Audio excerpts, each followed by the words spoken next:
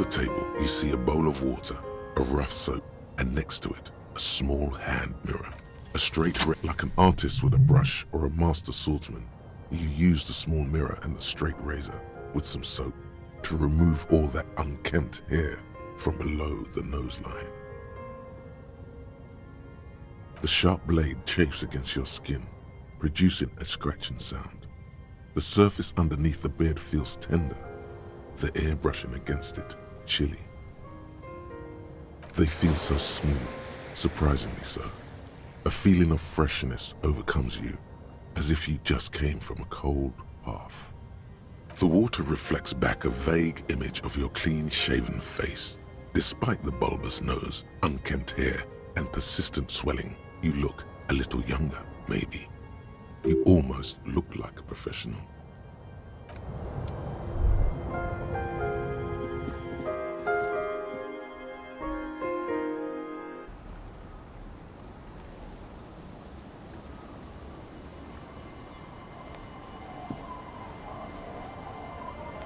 Yes? Yes. I don't know what to say. Perhaps... No, it's okay, I guess. I may have preferred the mutton chops. They sort of seem to cover the... Either way, good on you. You were saying?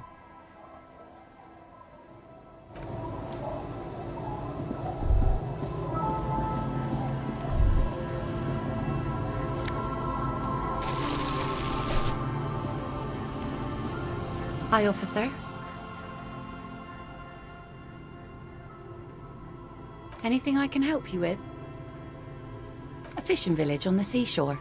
This place doesn't really have a name. It's sometimes called Elysium.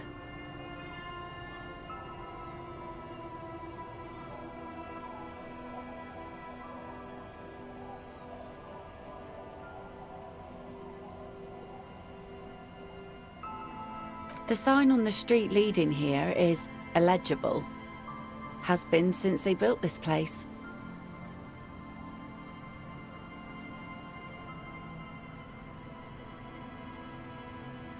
The name is Lillian. People call me Netpicker. I think I have time for questions, and that was actually the second one. Indeed, you're always confused as to your whereabouts.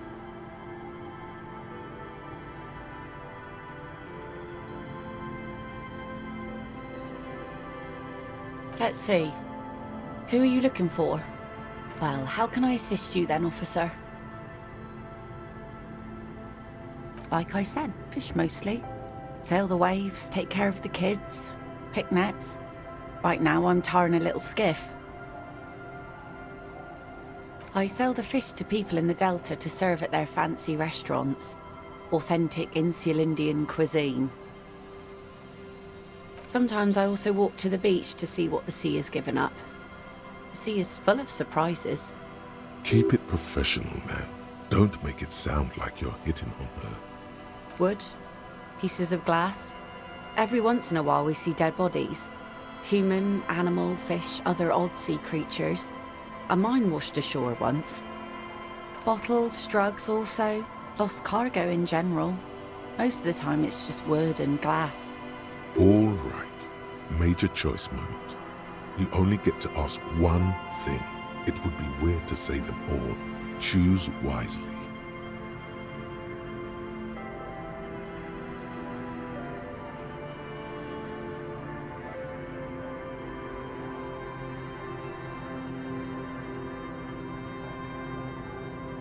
Well, you're barking under the wrong tree then, officer. I have no interest in floaters. Seen enough of them in my life already. Very unattractive bunch. Unfortunately, the factory sold this one with a 3-year warranty instead of a story. It's to intimidate folks mostly. Not really. I know some basic moves, and I know it sure as hell beats a knife when you're in a tough spot. It's a regular mass-produced sword, like a shovel or an axe. Nothing fancy, just for intimidation. From time to time, people need a lesson in respect. That's just the way it is. Back in the day, I caught the eyes of many men. And believe me, men need a lesson in manners from time to time. What makes you think we haven't? The truth is that almost everyone in this life is scared and tired and stupid and too dull for that. That goes for men too. But they put on an act for us. Pretend like everything's good and living in shit doesn't bother them. Like anyone falls for that.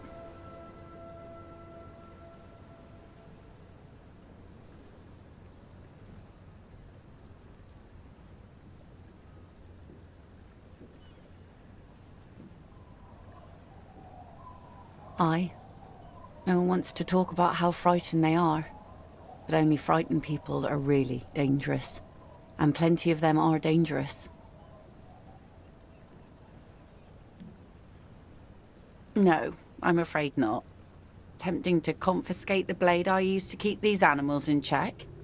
You would put me in an early grave. Some went to patch their wounds, their lesson learned. Others were more thick-headed. And one of them, I ended up marrying. Guess I enjoyed the way he bled. If it is, then why the melancholy? Gone.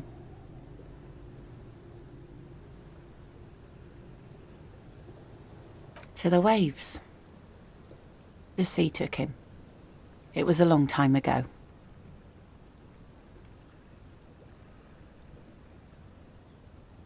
He didn't respect the sea. Went out there, drunk like a skunk, and sure enough, one day the boat was found floating empty. The bloated corpse turned up 2 weeks later. Now, before you tell me how sorry you are for my loss, know that it was 4 years ago, and I've moved on. There's only so much mourning you can do for a drunk with sinewy muscles.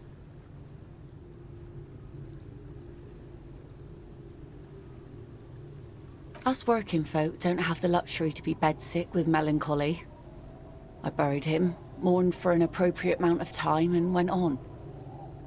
Life didn't really change that much for me and the kids. This is neither a touchy nor a very interesting topic for her. She looks like she's ready to go on a date with another, better, drunk. Ask her. Both of you could need some action. Sure is. The sun, I call her, coated with a fresh layer of tar just yesterday. It'll take some time for it to dry, assuming the sunny days continue.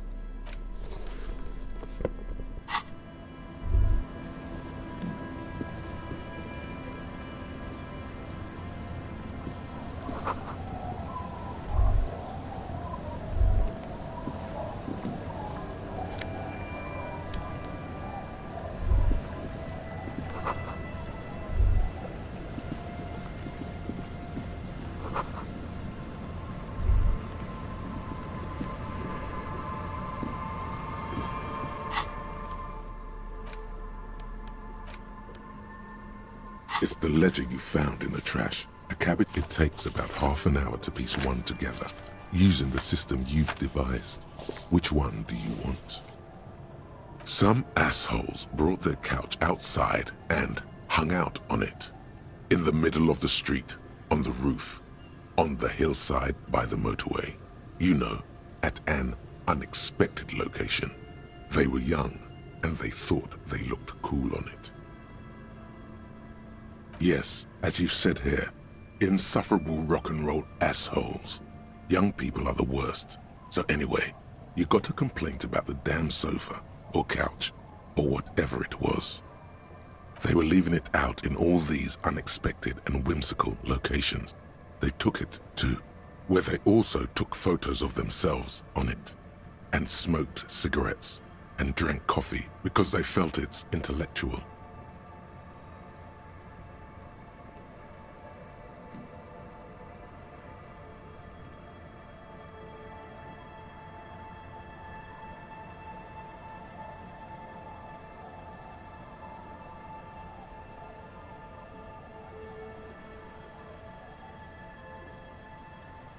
Cigarette butts, coffee cups, stupid couch.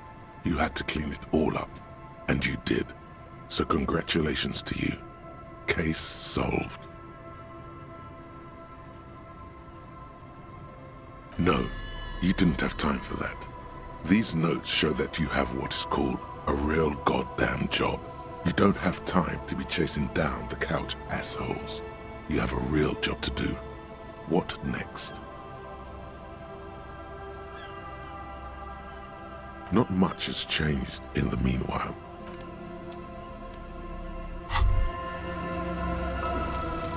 The bow collector. It's early in the morning. The world is dark blue. The sparks light her face, a delicate composition of triangles. The streets seem to grow longer, like in a dolly zoom. And there's something in the air as you stand there and wave back at the shapes growing smaller and smaller. Something that has always been there. A great see-through world. The tenderness you feel. The ghost of Revachol between you, carrying your signals. The holy messenger.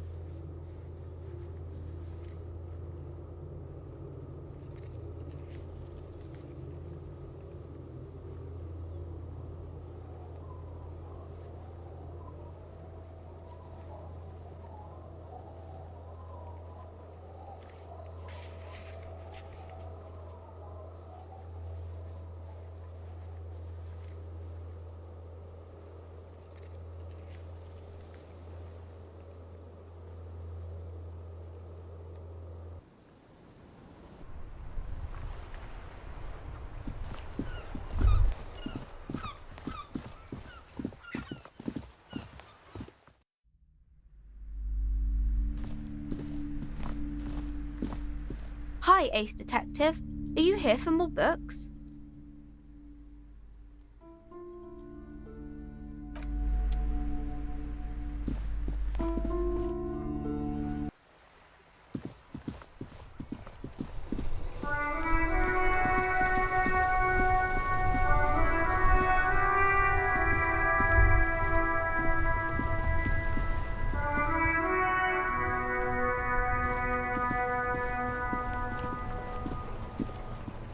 Inside, you see a set of steering levers, a radio microphone, a pull-out toolbox. This is Precinct 57. How may I... Sorry, sir. I still haven't heard back from the database people.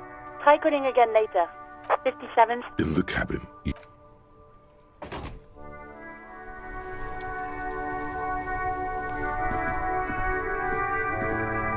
That ride is fucking lightning. Hey, piss. Look who it is. Shrunken cophead material.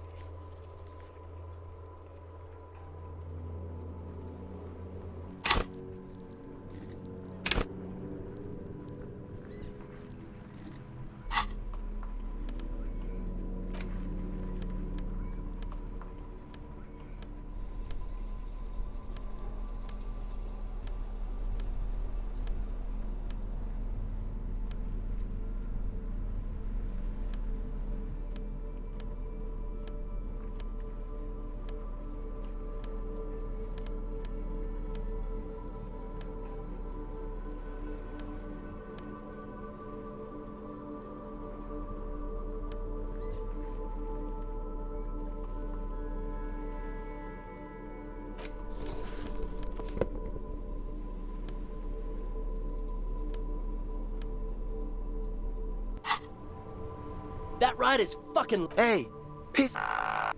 Look who it is. Shrunken cophead material.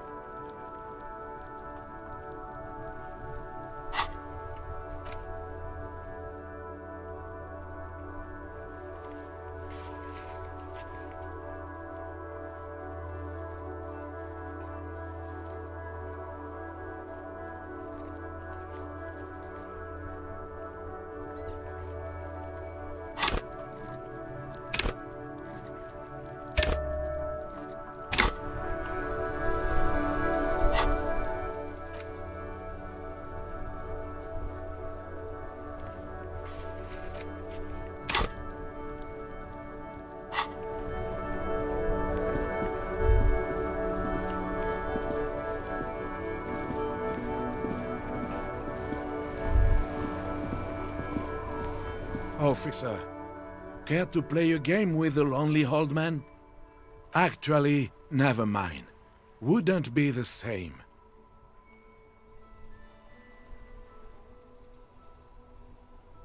The prick is gone. I can barely believe it. But he's really gone. He is trying to retain his jolly facade, but the underlying sadness casts a deep shadow over his wrinkled face. Hell, most likely. He was an absolute Kent. His hungry little heart finally gave out. The dock workers found him in the guard booth this morning. Wasn't even supposed to be working for another week, but he just had to prove how tough he is.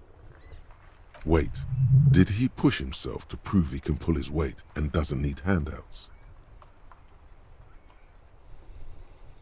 Yes, he was about to head home, 'cause when the dock workers found him, he was wearing civilian clothes and not the Kuketu uniform I saw him in all the time. Sometimes I thought he was wearing it just to piss me off. Now the joke's on him, 'cause he's gonna be buried without it. That means the uniform could still be in the guard booth. Something to keep in mind if you really plan to give yourself to Revachol. No, René was the most stubborn man in Revachol. Nothing you or I could say would ever push him to do anything. The man was completely immovable. I repeat, an absolute cunt. Even his old army buddies didn't want him around. He was like an old viper. The only people who could stand to be around him were Jenny and me. She saw something in him when we were just kids and she never lost sight of it. And I thought if the most beautiful being in the world can love him, then there must be something worth holding on to. We've hated each other our entire lives. So much, in fact, that... Yes, I loved that angry prick. He didn't deserve it, but I did. You know what his last words to me were? In Guillaume's time, you'd have been shot without trial. That's what he said to me. He lived a cunt, and he died a cunt. Let's leave it at that. I took them for myself. Took them to remember that old cunt. Nobody knew him better than I did. And I want to remember that old cunt by something. Strange how old cunt sounds almost gentle when he says it now. Yes, we are both very sorry for your loss. It is what it is, part of life really. But to know someone for 79 years, then one day they're just gone. I just don't know anymore. About anything really. But you must need something. Yes? What about... Yes.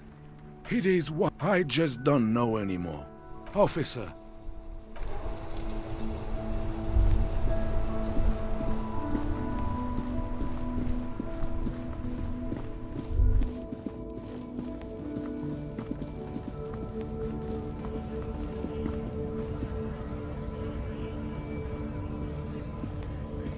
Looking for something odd?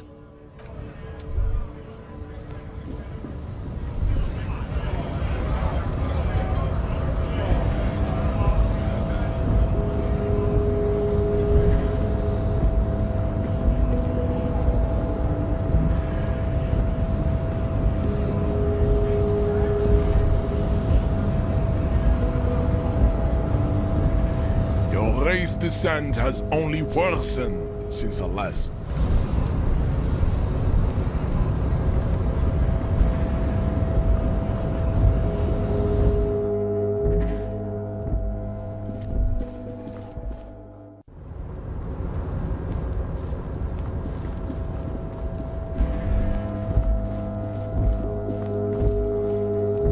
This is the night watchman's booth.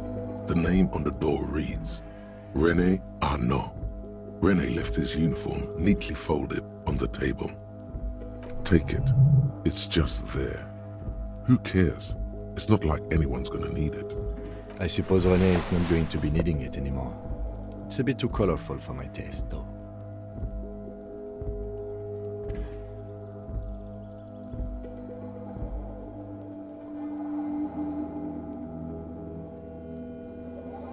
Fantastic. Try not to wear it with other similarly colorful clothes, okay?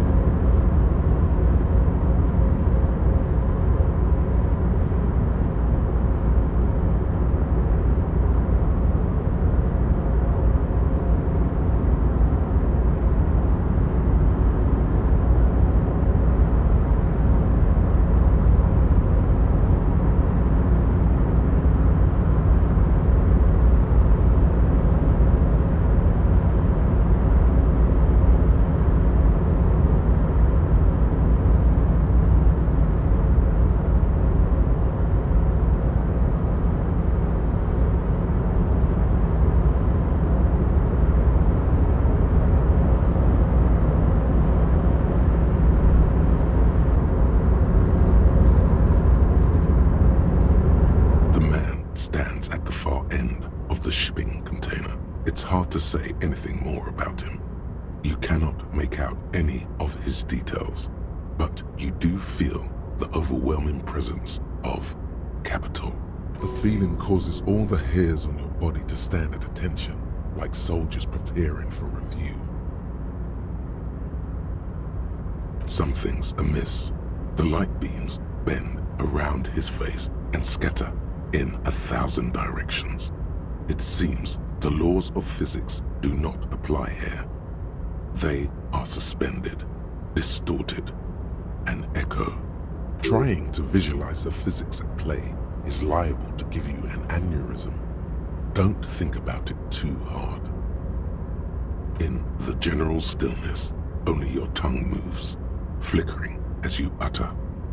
Welcome. Come in. Make yourself at home. Sorry, I'm not better able to receive you.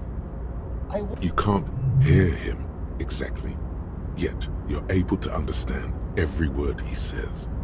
It is very strange. An overwhelming hum covers everything. Voice doesn't escape from him. Now, what can I do for you, gentlemen?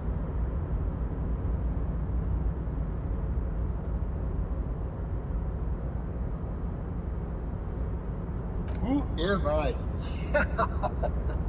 Oh, I haven't been asked that question for such a long time. I don't meet a lot of people outside my circle these days.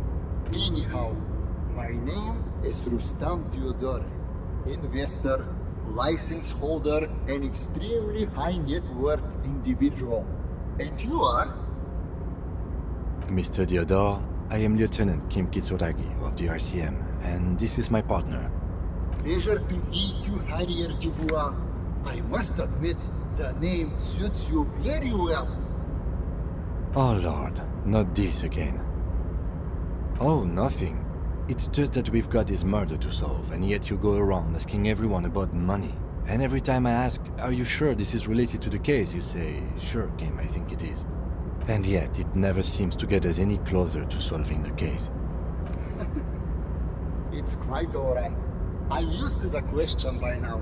To be blunt, I inherited my fortune from my grandmother, who herself was an extremely high net worth individual back in Graz.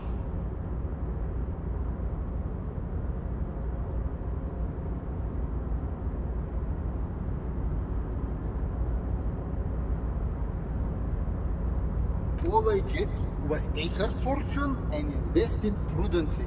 Believe it or not, it takes more than a bit of skill not to blow a vast fortune on sailing boats, bad choices, and unsupervised state policy.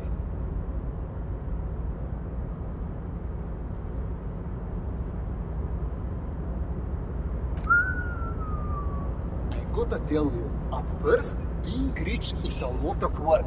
You've got to work hard because everything's so darn expensive. You know, prices increase exponentially at this income level. But then, once you've reached my position, it's nearly impossible for me not to make money. My assets are so diversified that I'm bound to come out ahead no matter what. Some of my lower net worth friends say to me, but doesn't that take all the fun out of it? And I tell them, not really.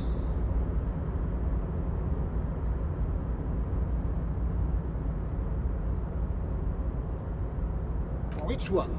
Revachol, where I nominally reside, or Gran, where my father immigrated from, or Ildekashe, where I've registered my shell companies.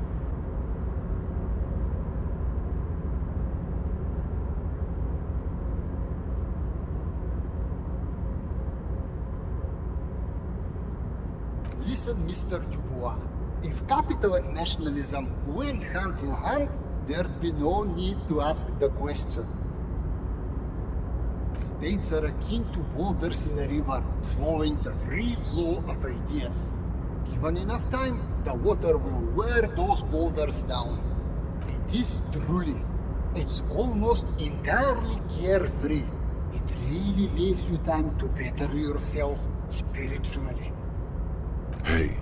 Hey, all this talk about money has made you lose the thread. What is going on with the light in this place? That's what you need to ask him about. What do you mean?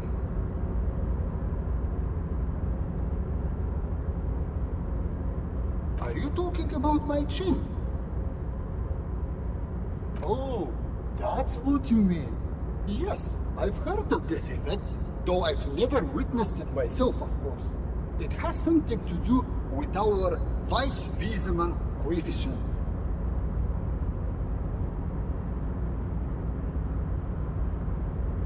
The Weiss-Wiesemann coefficient is a ratio designed to reflect the difference in net worth between individuals. When the coefficient is close to 1, or 100%, it means one person possesses all the net worth. Among that group of individuals, it's been observed that when the Weiss-Wiesemann coefficient reaches about 0.96 or so, the laws of physics begin to bend around the high net worth individual. The Weiss-Wiesemann coefficient for you and this individual appears to be 0.9998, repeating. That's not good for you. Among other things. But calm down. I'm but a lowly single-digit billionaire.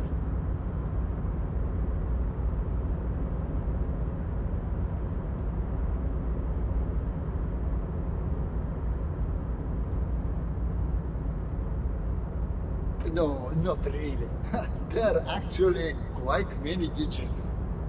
I see nothing of the sort. To be frank, all I see is a gentleman who's unusually well dressed for Martinez, in a cargo container, which I admit is odd. Yes, I imagine that does look strange to you. Like traveling. This is a great way to get around. It's fun, it's safe, and it gives me lots of time to think. By the way, let me now ask you a question. Where are we exactly? In the very, very early days of colonizing this archipelago, the kingdom of Sirens, a precursor of a modern Sur-le-Clair, used to own the city of Revachol, an obscure detail in the bigger picture, but still worth dropping.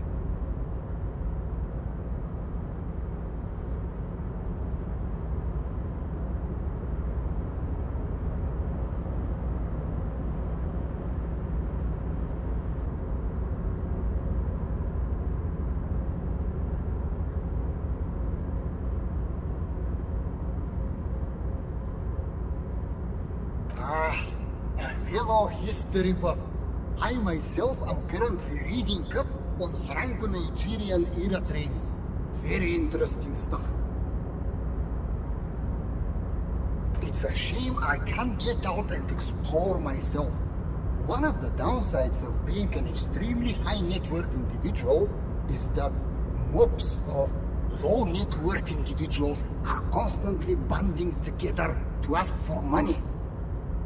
There simply aren't enough hours a day to handle all the handouts. It's like feeding seagulls. There are always more, and they never seem to do anything interesting with it, except more seagulls. Spending money is a matter of desire. I'm sure you agree. I don't have the desire for spending it like that. Smart, you know? It also provides a means to hide from all the targeted advertising we extremely high net worth individuals are constantly subjected to. Luxury yachts, high fidelity portable radio systems, fail-proof outerwear, and so on. It just gets a bit middle class after a while.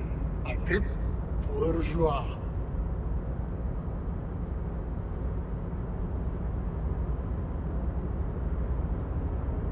What? No, I did not say that at all. Being rich is great. Just don't tell anyone I told you that. Could you please stop asking everyone for money?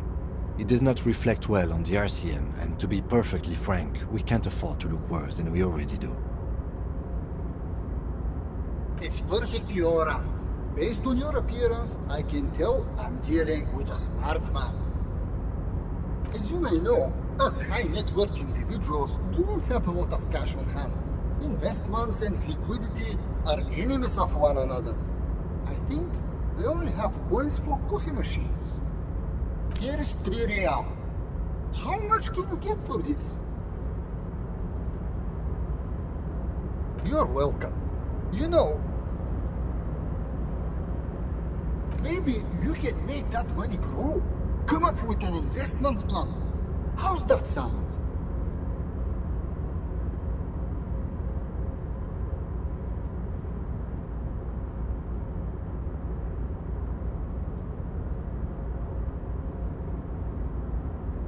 Thanks for stopping by.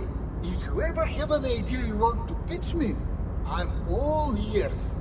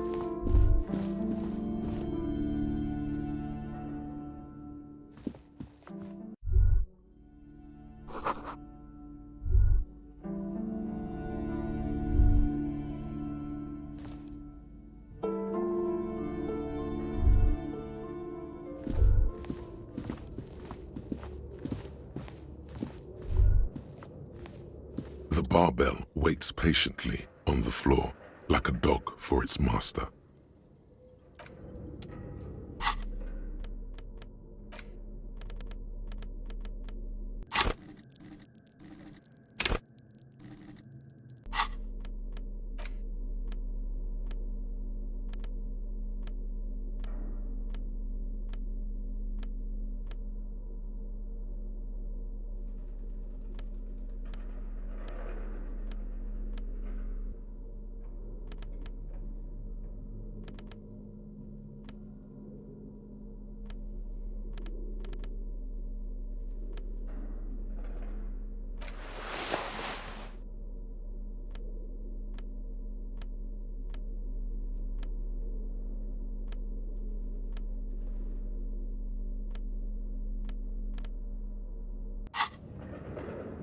The barbell waits patiently on the floor, like a dog for its master.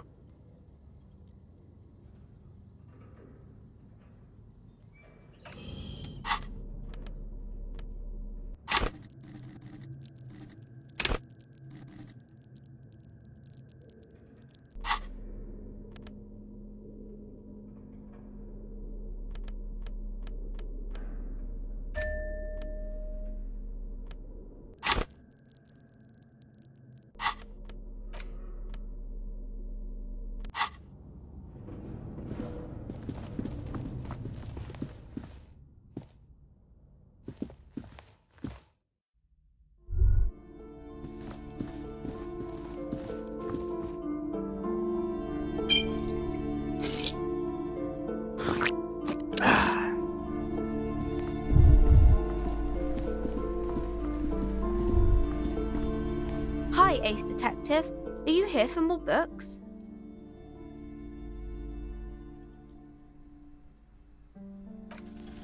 Because you know each other. She's been talking to you so openly because you've talked before.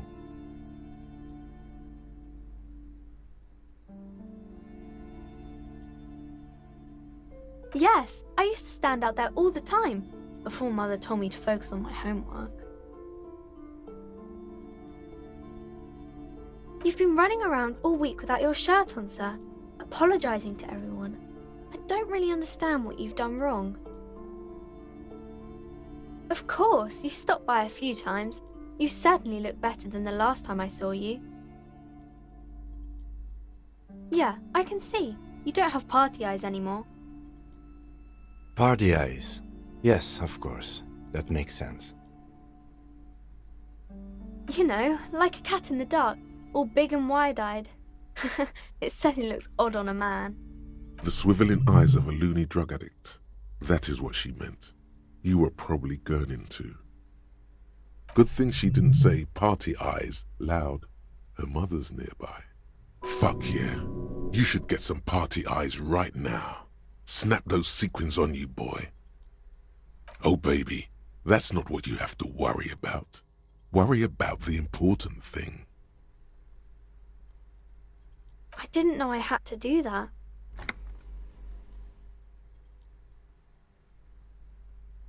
I'm glad I could help you, sir.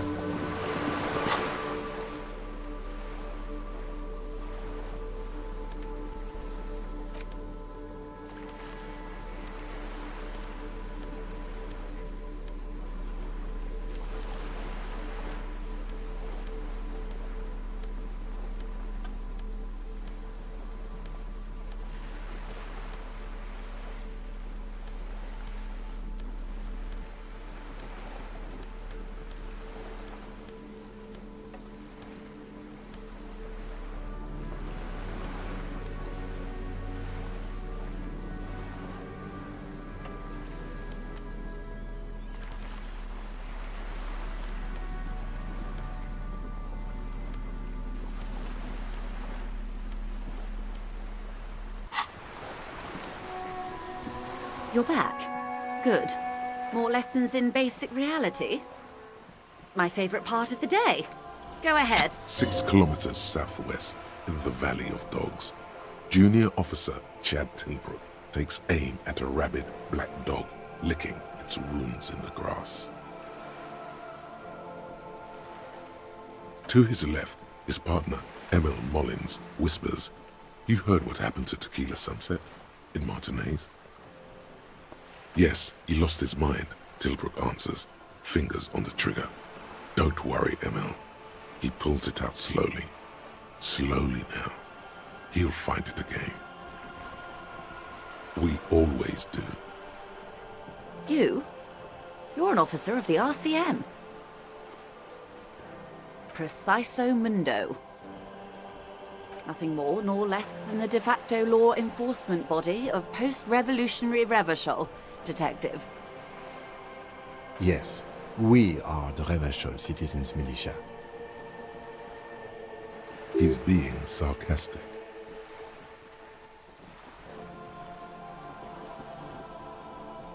Yes, that means not de jure. The RCM acts in what is poetically called the twilight of international law, both at the behest of the coalition government and to its chagrin. The RCM's responsibilities are defined by the Emergency, Wayfarer and Aliments Acts, 3 pieces of legislation keeping the city in a, let's be honest, laissez-faire stasis to the benefit of foreign capital.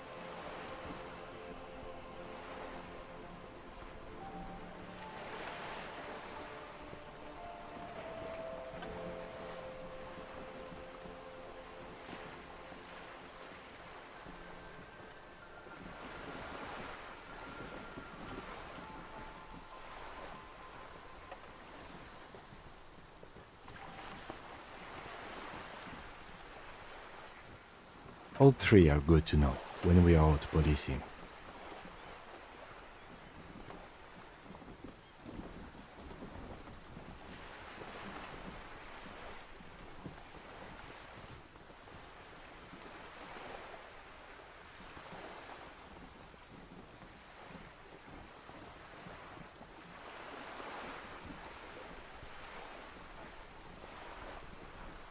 There's nothing basic about your role, Detective. It's true that the RCM keeps everything the way our seemingly permanent provisional rulers like it.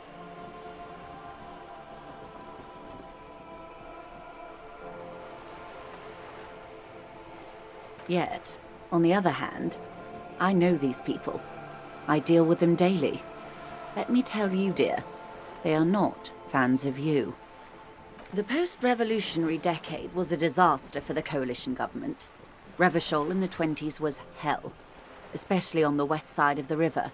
Gang warfare, a botched privatization scheme, a nuclear pile meltdown.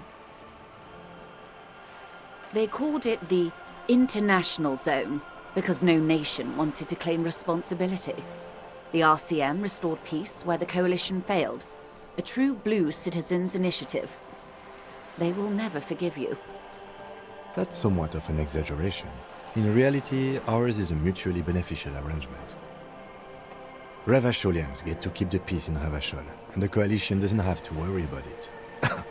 Anyway, sorry to intrude. Please continue. Yes, Lieutenant. Permit me to conclude with this. Who you are, to me, is the police. The only legitimate law enforcement authority in Revachol. And if those authorities drink so hard they need help recalling the basic terms of reality, well, I'm here to help. Glad to have been of assistance. The little...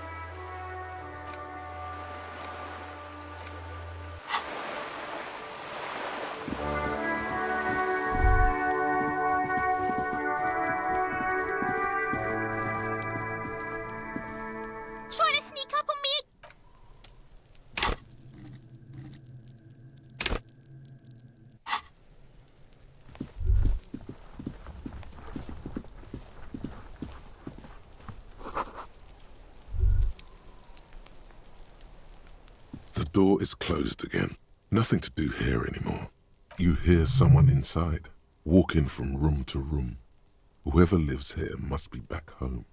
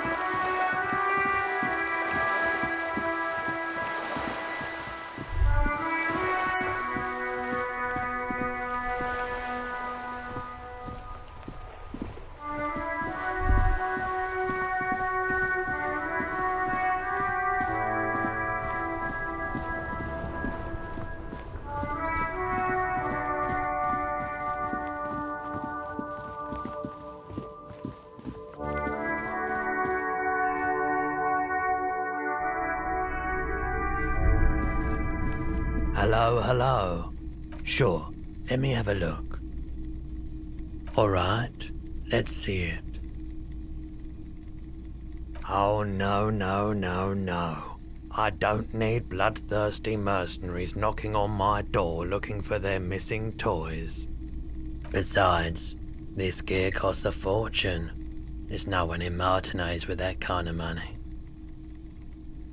Anything else you're thinking of selling?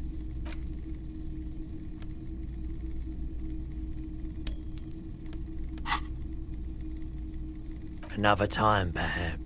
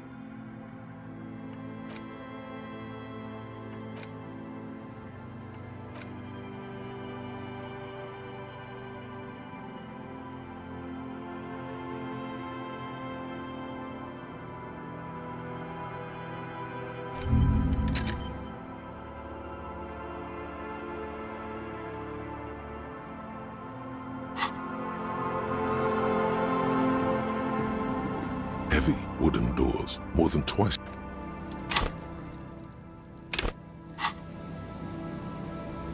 Heavy wooden door. The lock turns easily. You hear a click as the shackle pops open.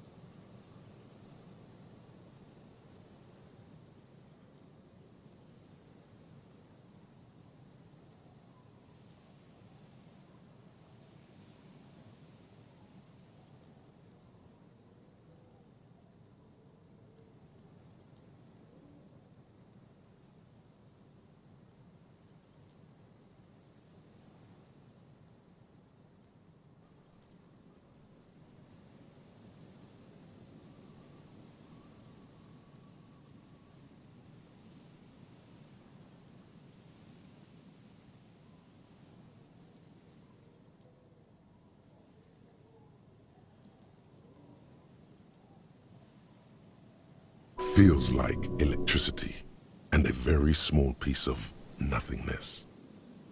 Let's go. A great whoosh of air rushes into the dark innards of the church, as though rushing to fill a great vacuum in the heart of the city.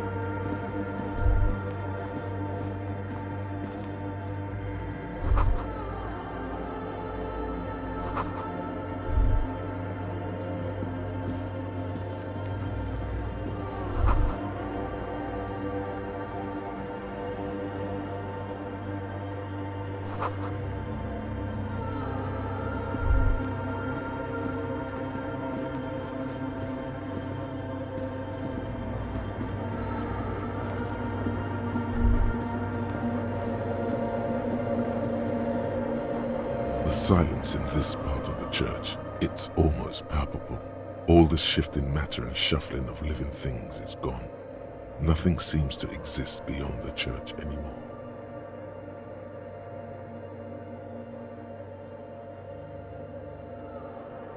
Maybe if you were to stand in just the right spot, even your footsteps would be completely silent. And then it's gone. Almost all of it, but for the faintest of hums.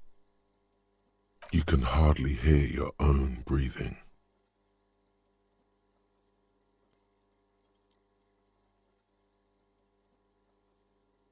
You produce a few muffled thumps, after which the silence feels even more total, somehow.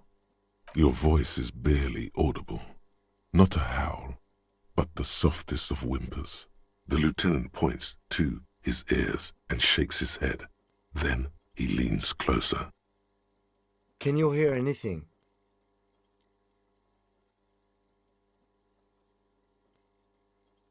I wonder why the church was built with such strange acoustics. Maybe the church was designed this way to prevent boisterous activity, singing and dancing, on its premises.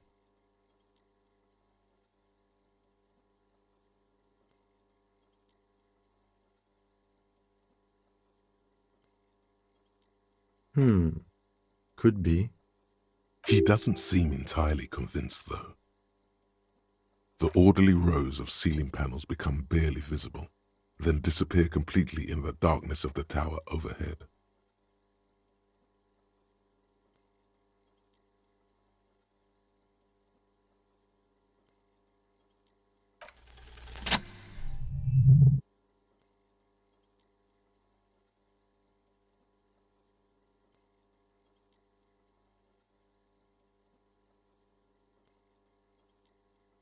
It's like there's something moving up there. A shadow has emerged from the tower and it's making its way toward you through all the other shadows. Yes, the darkness makes the ceiling feel infinitely far away. It's not a shadow anymore, becoming more substantial as it gets closer. The shape of an animal descends.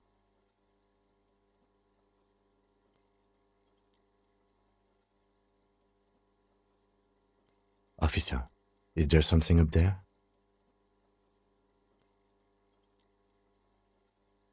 Oh no, you've lost sight of it. Where did it go?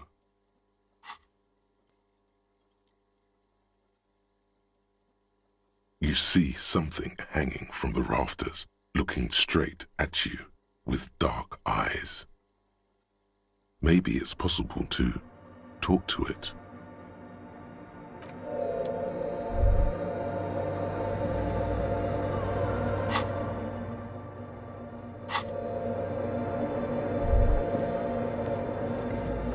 The shadow is a man made of the same stuff as the carpentry of the building. He is studying you intently.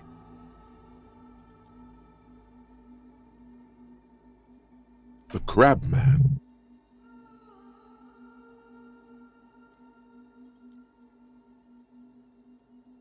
The man leaned forward a little, fixing you with a steady, unreadable gaze, then speaks. Habitual alcohol use has made you into a scared little pussy, Holmes. But don't worry, everything's gonna be all right. You come to the right place. That accent is Villalobos, a peninsula in Mesk and a district in Jamrock. There's a sizable contingent of Villalobos-speaking Mesks in Revachol. Here you can receive the mother's love. And when you're ready, she will take your hand and lift you out of the despair at the bottom of that bottle.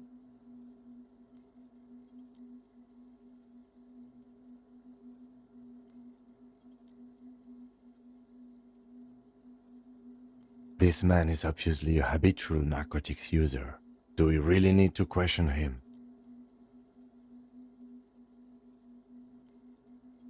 I'm put off by this religious stuff, he thinks, and maybe the ceiling climbing too. It's all very hard to square with the lieutenant's own view of reality. Hey, and what was that about the bottle again? You haven't even drank that much lately. Lay off it already. Shish. Está crudo, way. I see deep inside you. Your body and your spirit are suffering greatly from overindulgence, and you don't even know it.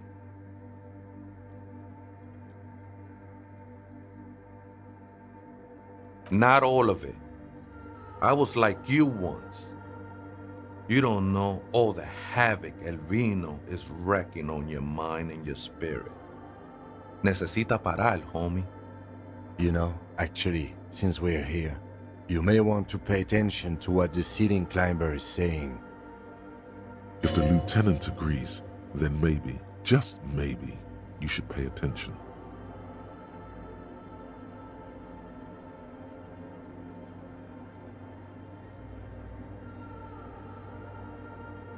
Don't trust me. Trust the mother. I'm only the messenger, Holmes. This is the Church of the Mother of Silence. You are welcome here. You have no idea what the fuck he's talking about. Is he just trying to throw you off your game? Whatever it is, he's quite confident about it. Just look how gracefully he sways. 'Tis not an act, my liege. Save him perchance, he hath deceived his very self. This man is a zealot. Never known myself to be a crab, but if that's the name you got for me, I won't stop you from using it. I always thought of myself more like a flame, flickering along the rafters and beams. It may be that I gotta work on my technique. I was in a gangway, but my memories of that time are fading. Most of them are already gone.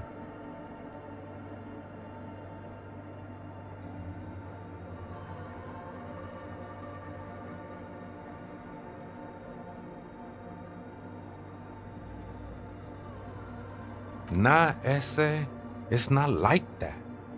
Best thing that could happen to you, losing your memory. Do you remember your name, sir?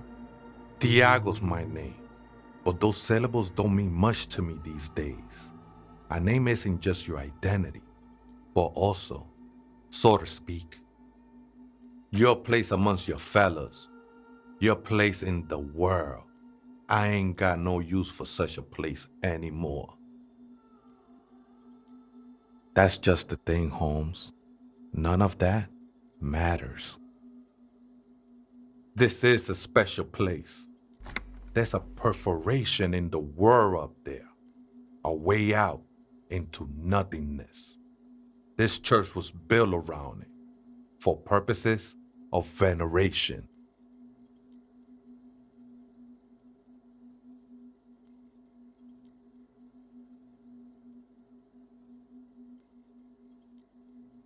I circled it, nurtured by the silence bestowed by the mother. One of these days, I'll be pure enough to go drink from it directly. Oh, that's no simple question, Ese. She is one who can be painted or sculpted. She is a cavity in the dark beyond sense. She saved me, but I couldn't describe her to you. No one can, Holmes, and no one ever will. I will be incinerated, but not destroyed. Finally, I won with the state of the world before reality began. That sounds a bit like substitution behavior, no? You know a thing or two about that. It's not like that at all, man. It's just faith and joyful service. Too gleeful, those words. He is lying. Not to you, to his very own self.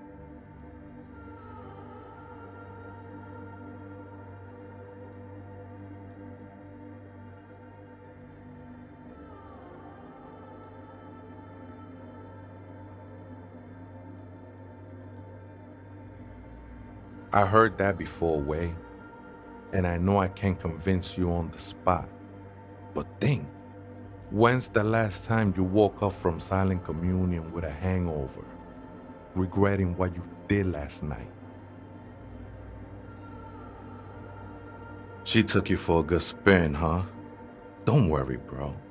That love is but a drop compared to the ocean of the mother's love. The mother will eat all of you and never spit you out.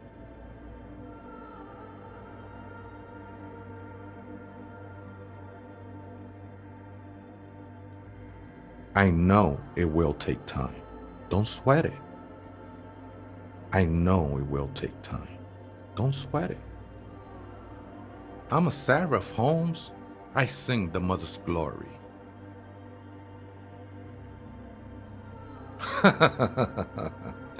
I don't mean literal singing, Holmes. This is the mother of silence we're talking about. It's the singing of a burning heart. You may be thinking, but fire crackles. No, Holmes, that's the material that's burning. The flames themselves are without sound. Hard to say. I think I did some construction work here, back when I still had material worries. Up there, I realized what the true purpose of the church was. Been spending a lot of time here ever since. The past is nothing to me now, eh? It didn't belong to me. The sinewy figure lingers on the wooden beams, blending into the shadows. Police raid a while back. Did you witness it? Not really, or at least I don't remember much of it anymore. The mother's love has done its job. That's what's so great about the mother. It lets you forget about everything. The ones in the tent outside, right? I see them. Guessing they're the ones who call me a crab. Probably scared of me. Nah, man. They look pretty funny. And I don't harm no one anymore. Anyway. Why not? They wouldn't bother me none. I'm usually way up there, imbibing. Ain't no music on earth that can reach where I go. Might even be nice to have some company. Other spooker? Oh, esa viejita es muy estudiosa. Don't know, Holmes.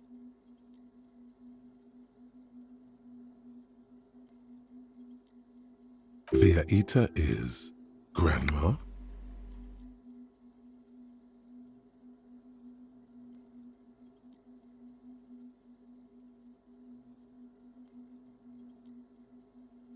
No. I just call her viejita because of her clothes. She's actually quite young. Or maybe not that young. Hey, that's what I said, Holmes. Don't really follow her comings and goings. Just see her typing on her computer now and then. We got different interests. I'm afraid not, Ese. You just have to wait until she comes back, or search through her radio computer.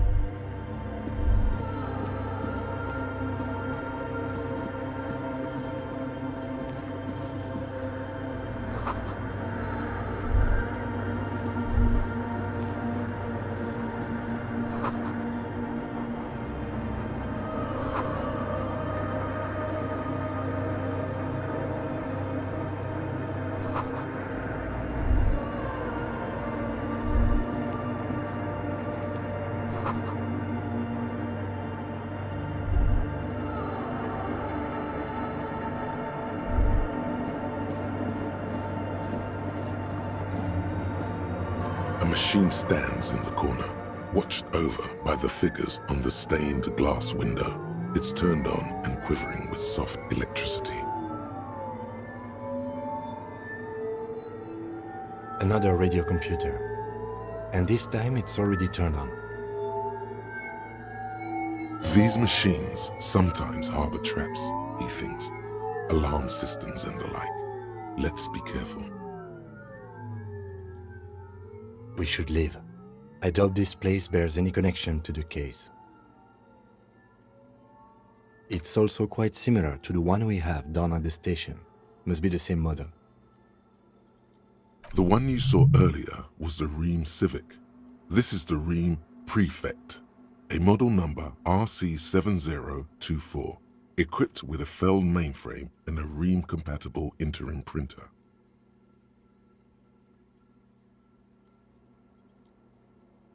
The Ream Prefect is the governmental version of the commonly used Ream Civic model. Although mostly based on the same technology, the Ream Prefect is equipped with better noise attenuation circuits.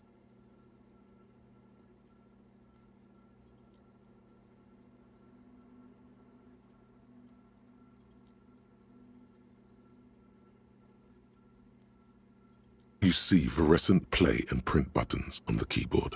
A hatch connected to the central compartment is wide open. The lieutenant says nothing. You see the machine's glowing frame reflected back. Behind the hatch sits a cube-like crisscross of filaments, smoldering in the dark like fireflies. Silver tape on the side says, in black marker, log, February to March. Another filament memory. Press play to talk with the repeater. The speaker comes to life. Static seeps through the machine's planar magnetic driver. An old lady greets you. Her voice sounds 100 years old. Good morning, Fortress accident on Saint-Brun. This is the East Insulindian Repeater Station 1. Please. It's the same old woman you spoke with through the radio computer in the doomed commercial area.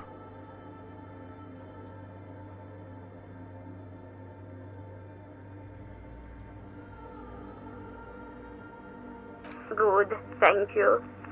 Please repeat. Is this the personal log? Good.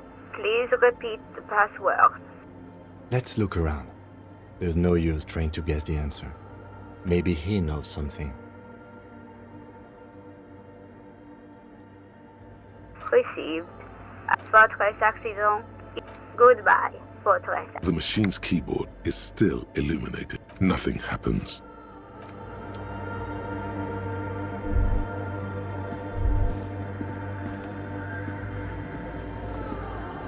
In white, silver, and apricot faience, the young mother of humanism stands above you.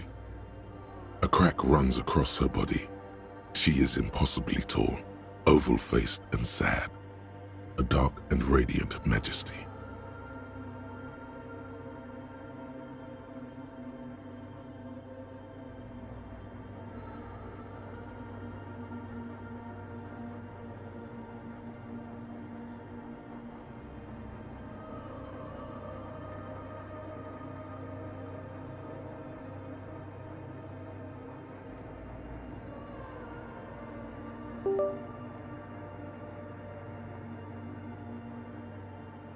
This is her innocence, Dolores Day. Cradled in her arms are a pair of glowing lungs, clearly visible from underneath her flowing dress. You should kneel.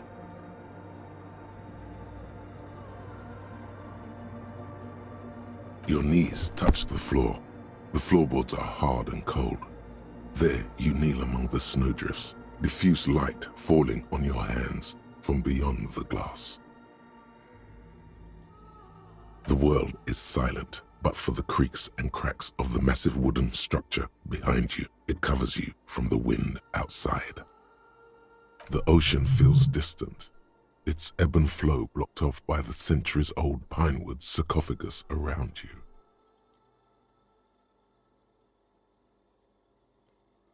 Cold air seeps in through the crack in the glass, cooling the sweat on your forehead, makes you shudder. The woman looks down at you kneeling. She towers among her followers, architects, laymen, courtiers.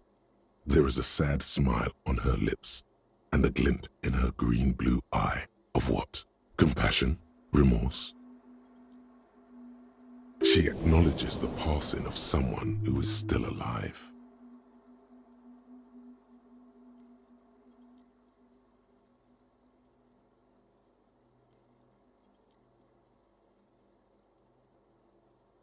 As that useless word passes through your mind, the lieutenant draws an X-shaped cross from shoulder to shoulder.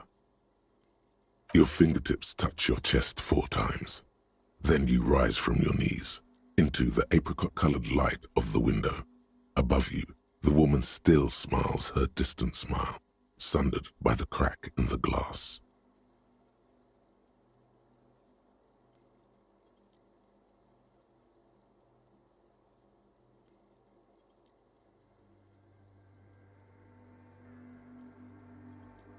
The old woman in the village was right.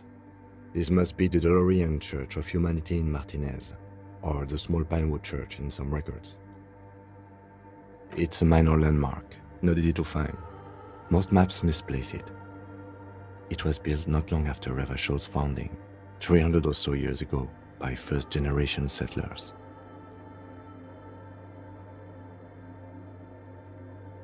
On the coast of an uninhabited archipelago, where only animals had roamed before, in the wild reeds.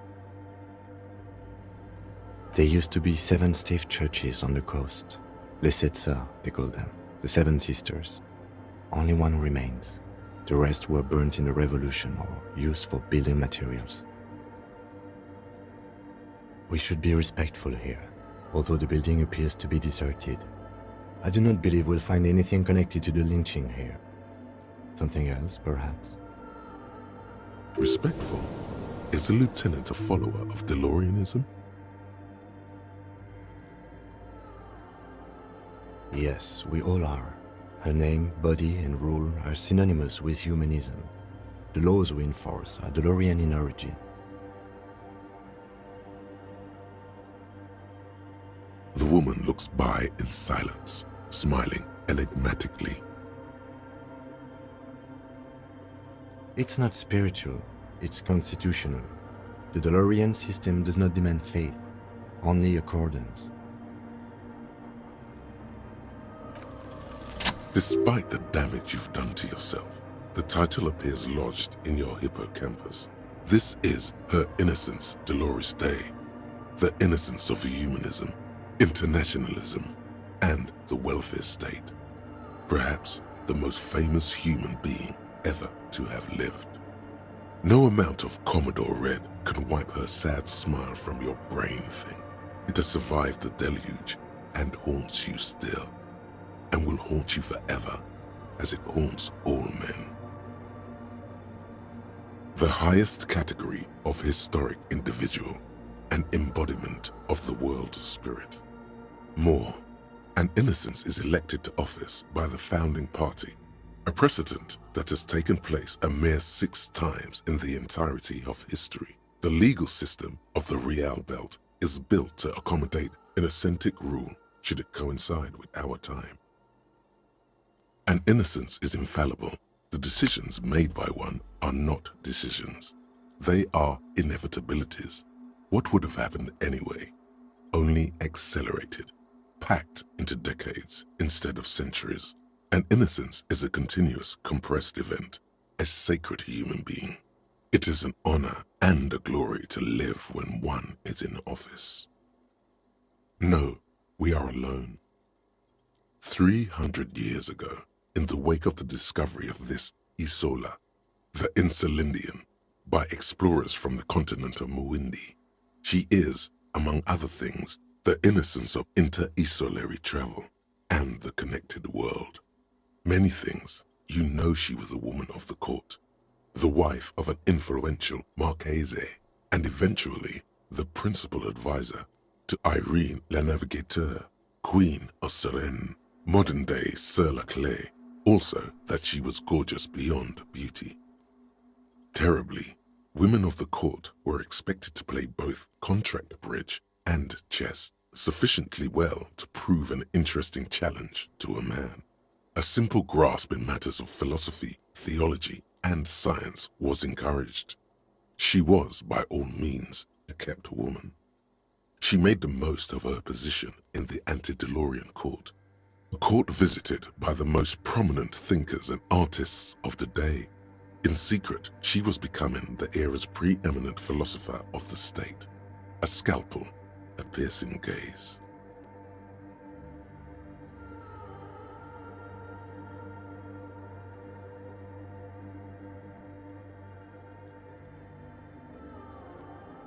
She was an almost preternaturally magnetic and intelligent individual. To her contemporaries, she appeared out of time, a messenger from the future of the species. We all fell in love with her, head over heels.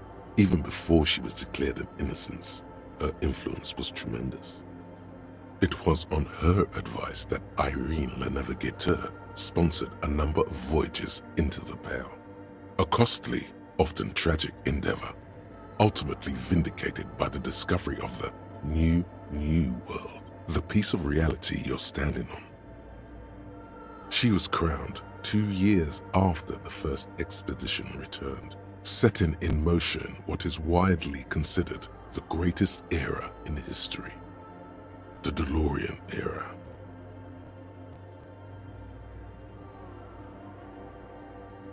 Wow, indeed. When her innocence was declared, and the queen she had advised for years fell on her knees before her, she was so overcome with emotion that her lungs started glowing in her chest. Bystanders reported golden filaments lighting the already sunlit chamber around her, clearly visible beneath her dress. That is why the lungs are the symbol of love for the cultures of the Real Belt.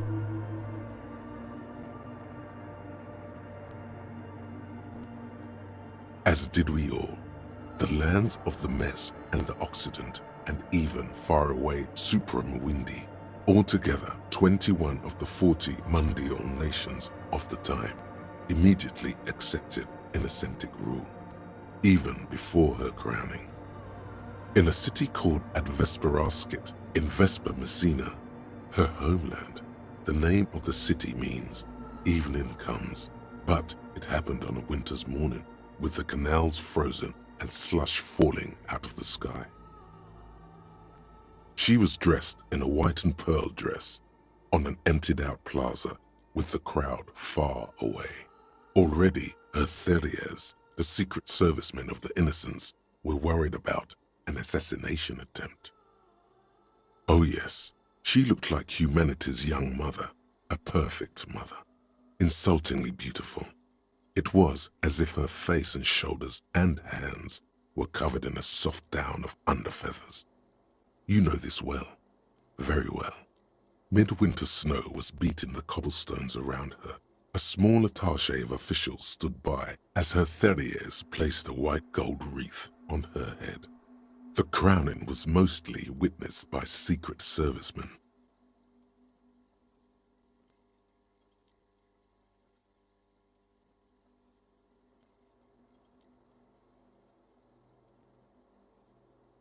One of the men in this secret service killed her 22 years later, a young man who had come to suspect that Dolores Day was not entirely human, but something else. Something that had walked in our midst, watching us stumble for hundreds, if not thousands of years, until it decided to interfere in the course of our history. We were supposed to come up with this ourselves, the man was reported to have screamed at the Innocents.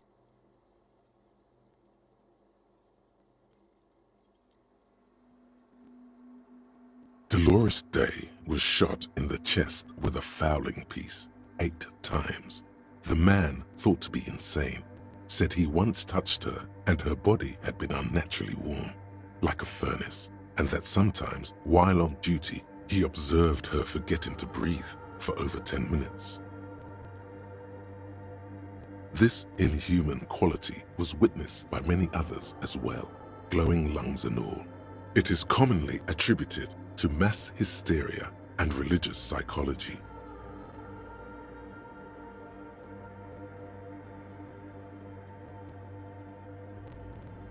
Terrifying is a term too emotionally charged for your semantic memory, or what remains of it. But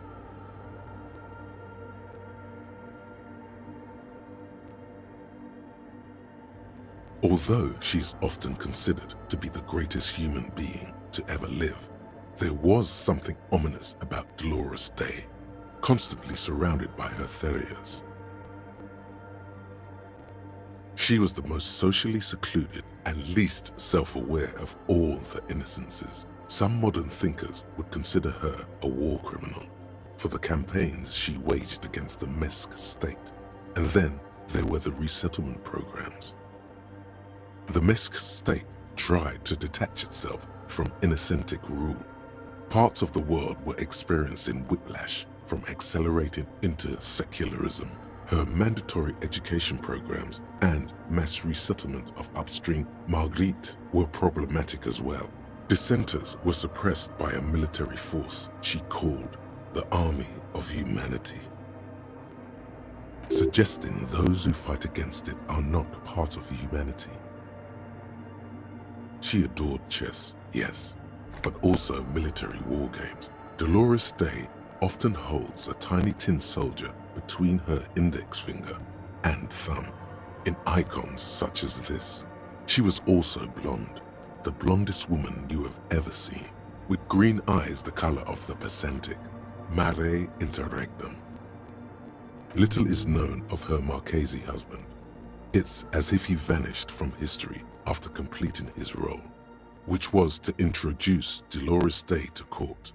In conclusion, yes, there is something lonely, paranoid, and even terrifying that people seldom mention, but feel when they think of her. This subtle terror is part of her iconography.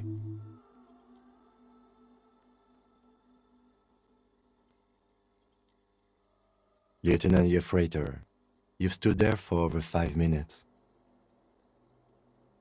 What are you thinking of, if I may ask?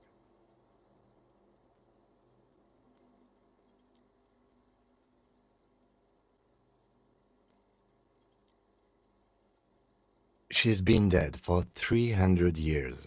I am almost 1,000% certain she isn't connected to the case. None of this is, in fact. This church, the coast, this isn't a good place to get lost in.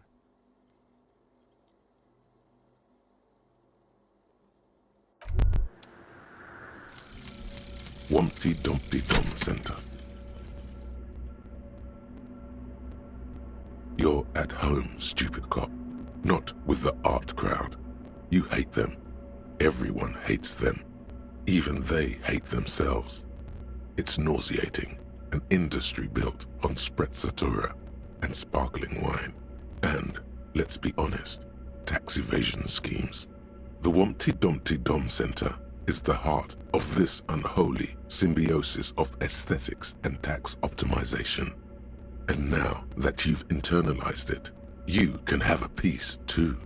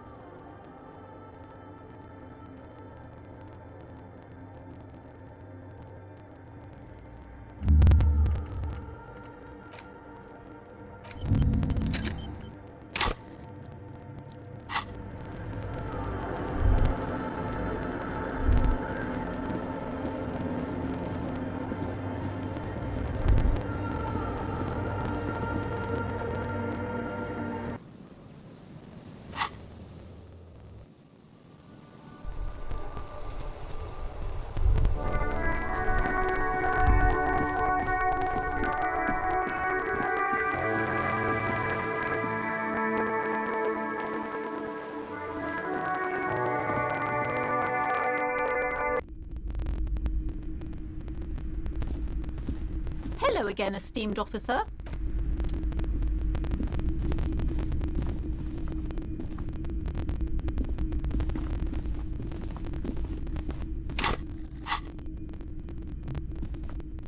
Several maps have been attached to it. The maps look old and faded. Your eye catches them. This large map, Ozone, Lorenta, disintegrating into mathematics. In the northeast, a dust mite stands on the north coast, radiating outwards from it. You can. 850 million people live on these little dots. The ocean breaks apart in connections to others. You have little idea what they are. Distance, perhaps they are gods. Gods of distance and outer dust. The north coast up to the east, Hudon. It's somewhere to live. It's so small you can't even see it on... No, Coal City is worse. A charred limb. Rain falls on its slick black streets. No, this is somewhere to be. This is all you have. But it's still something. Streets and sodium lights, the sky, the world. I'm sorry, officer. The map of Martinez is the only one available. The other two, they're quite valuable, though they might not look it. Yes, yes. Are you interested or not?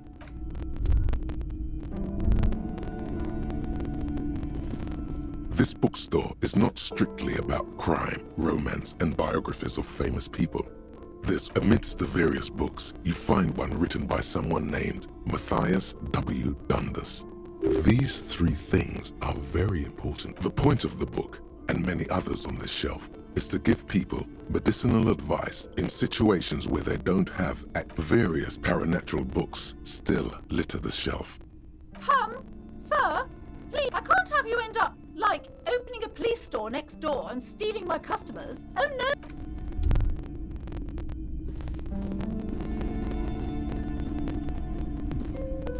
Shelves full of biographies of famous people, whoever they are.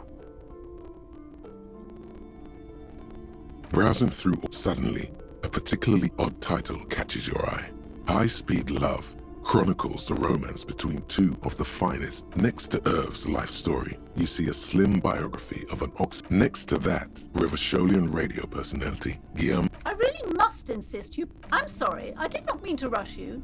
You are browsing. Go ahead. Take your time. A true cultural touchstone. Enjoy the read.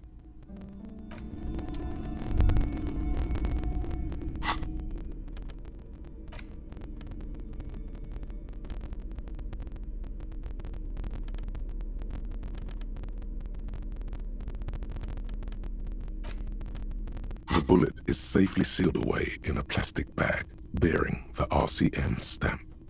Kim has filled out the label on the bag with the item number, case number, and date and location the bullet was found.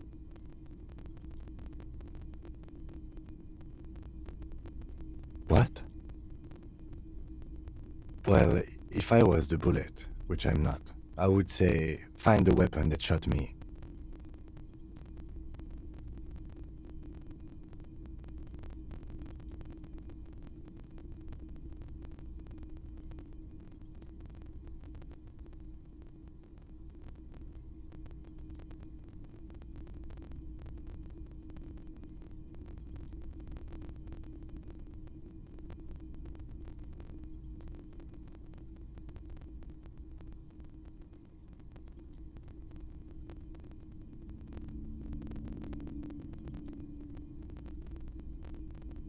If we find who owns it, we will have likely found who used it, possibly to kill our victim.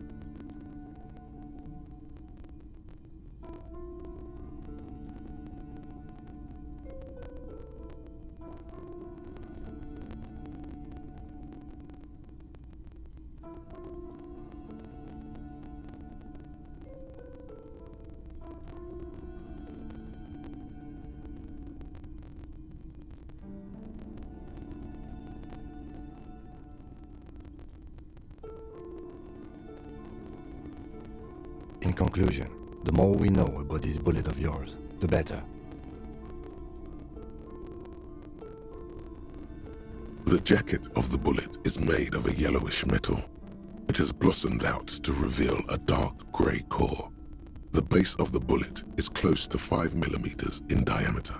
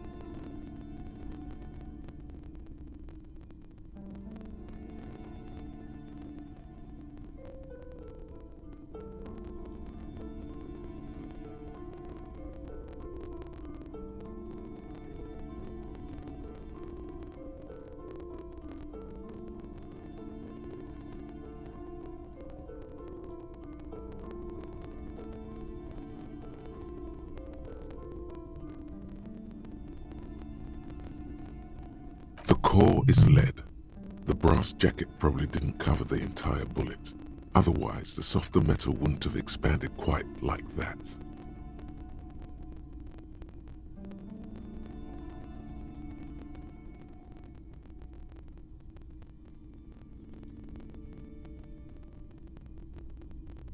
You can just about make out a few striations near the base of the bullet.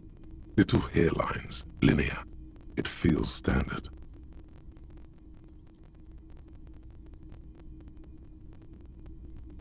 It's quite destroyed. Some of the fragments are still lodged in the wound. What can you say about the bullet so far?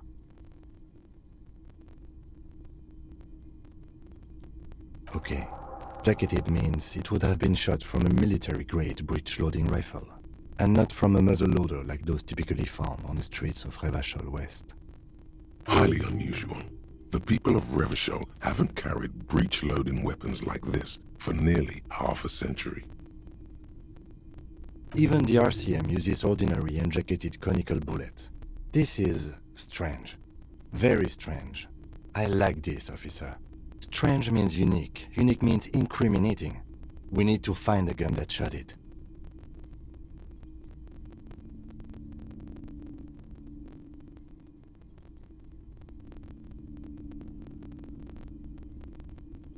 The squashed bullet has some sharp edges where the jacket has split open. It feels cold, even through the bag. You wouldn't ordinarily have cause to handle jacketed bullets. The citizens' militia uses cast bullets only. Little pebbles of metal loaded from the muzzle, usually in a cartridge.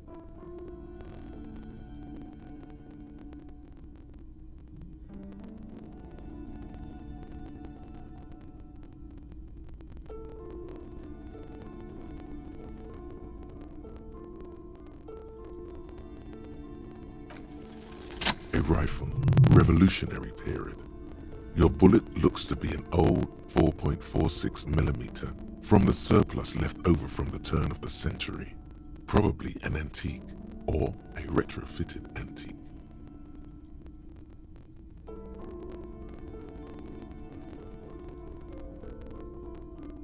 The 4.46 caliber was widely used with the Belmargrave rifle, a Revacholian manufacturer.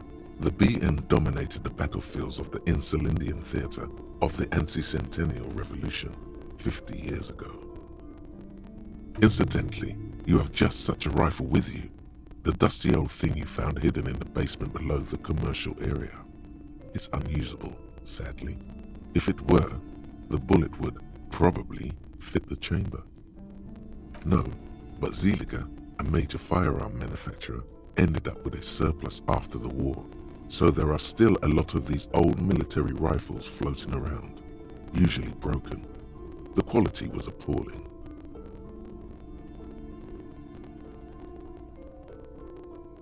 Antiques enthusiasts, guerrilla fighters in distant countries, a few lucky jamrock bangers, you're looking for the same thing you found in that hidden weapons cache, only in working order. What are you thinking? Bullet?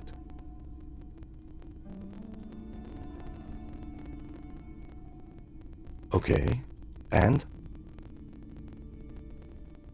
An antique. That makes sense. There can't be many breech-loading rifles floating around in Martinez, or anywhere in Revachol, really. I have to hand it to the monarchs. It's quite admirable that they took the advice of criminologists last century and banned the use of breech loaders in peacetime. Some new RCM recruits get impatient with their muzzleloaders once they've trained with military-grade weapons, but they realize it's worth it in the end. Prohibiting peacetime law enforcement to front-loaded rifles is a policy enforced by the Moralist International in all the nations of the Real Belt.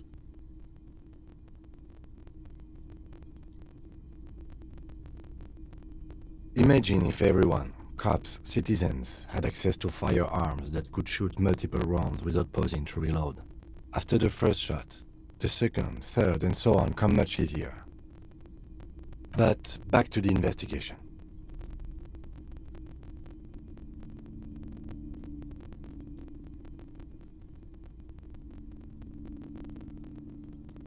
Mysterious?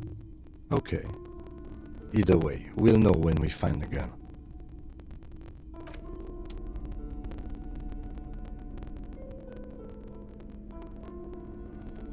The worn map features the patchwork.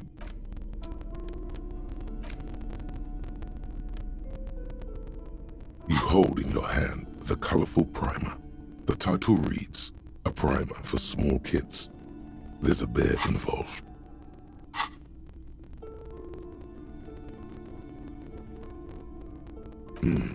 This book will show you the score, get you oriented with those basic concepts you appear to be hazy on. The anthropomorphic bear will give you the lowdown of your life.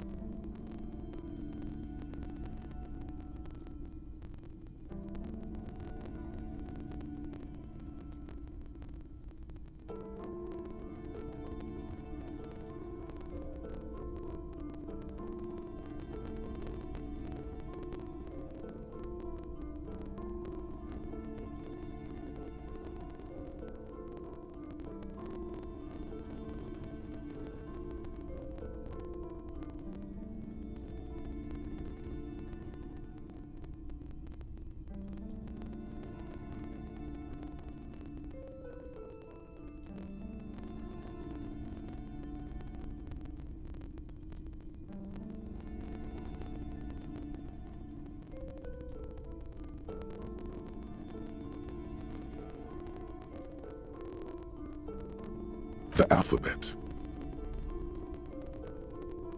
Every page has one word designating one letter of the alphabet with a faded illustration. Most of them are scientific and cultural principles. It goes as follows.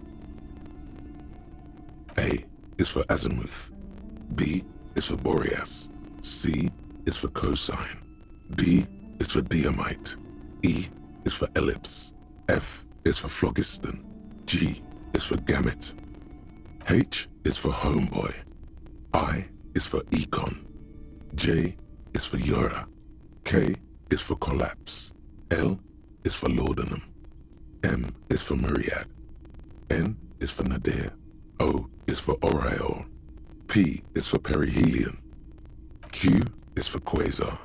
R is for rhododendron. S is for sinus. T is for tricolor.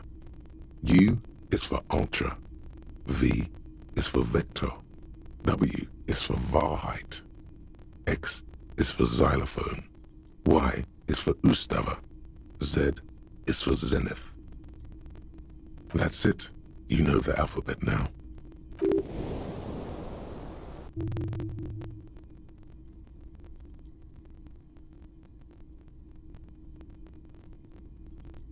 Good.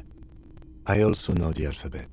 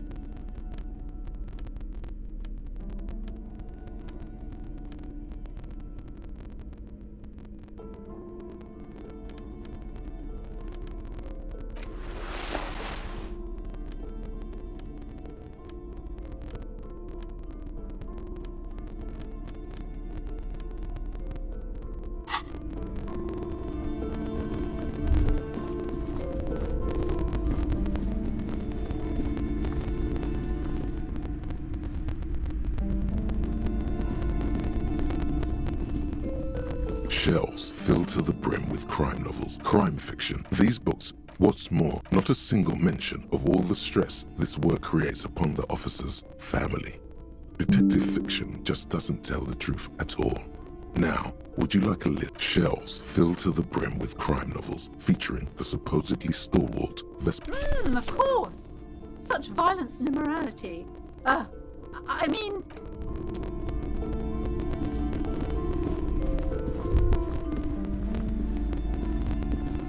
The display rack is brimming with worn paperbacks featuring an extremely muscular, sword-wielding barbarian on the cover. Nearly all the titles contain the word Hyundai. Oh yes, certainly. Another good sale. A small mountain of colorful board game boxes. There are numerous types of games for all ages. A lot of shelf space seems to be taken up by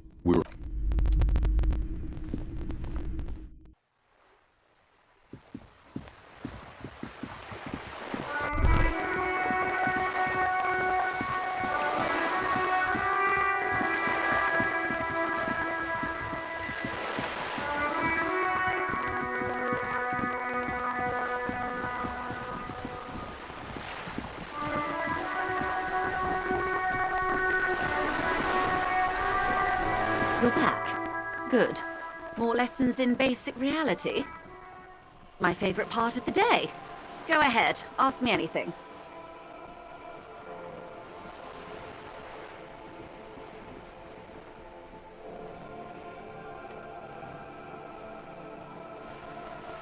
Glad to have been of assistance.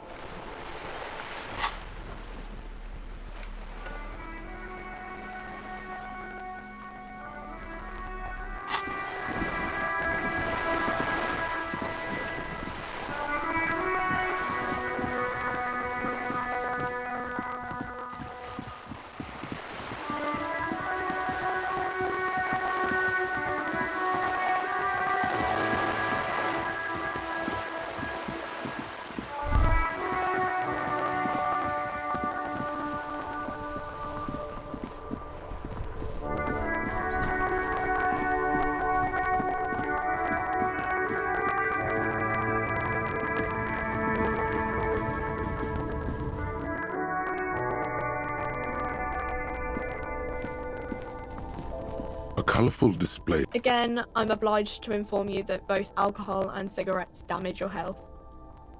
Here you go, mister.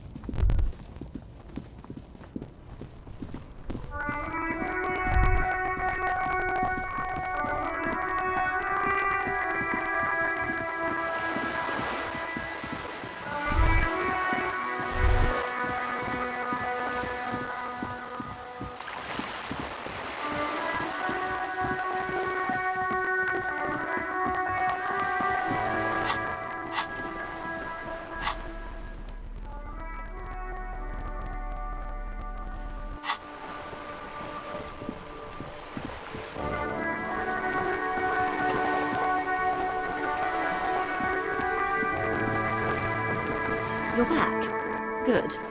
What can I help you with? More lessons in basic reality? My favorite part of the day. Go ahead, ask me anything.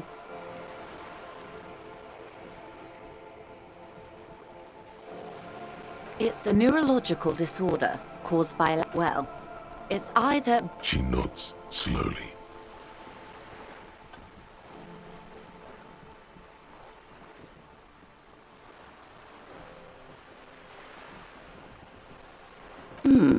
She won't maneuver her way out of this one.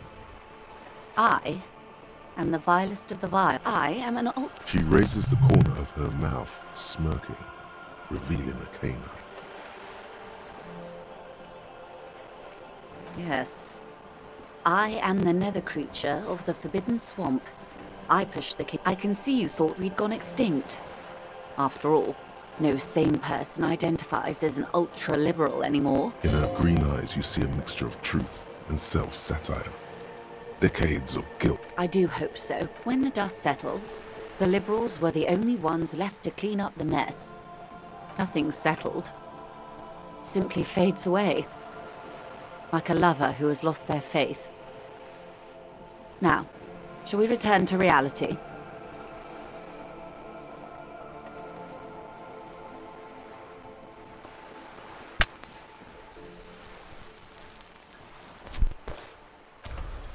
A strange coldness comes over you as you look at the world.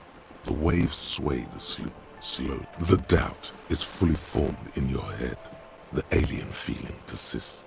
You just can't word the question yet. You have to complete the jamais vu thought. Glad to have been of assistance.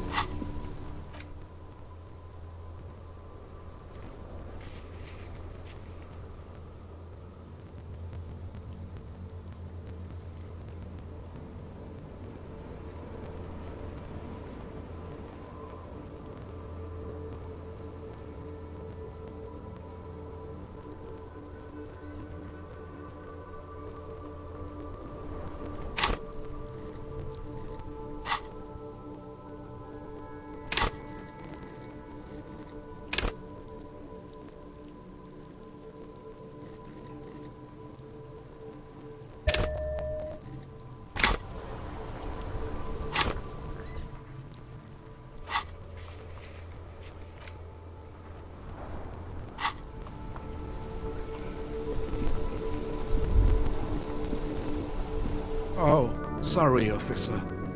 What do you want? Yes? What about René?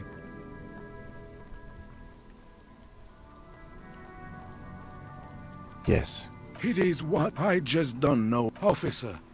I just can't do this right now, officer. Yes? What about René? We've had it. Yes, I love that in Guillaume's time, you'd have been shot without trial. But yes. It is what it is. I just don't know anymore.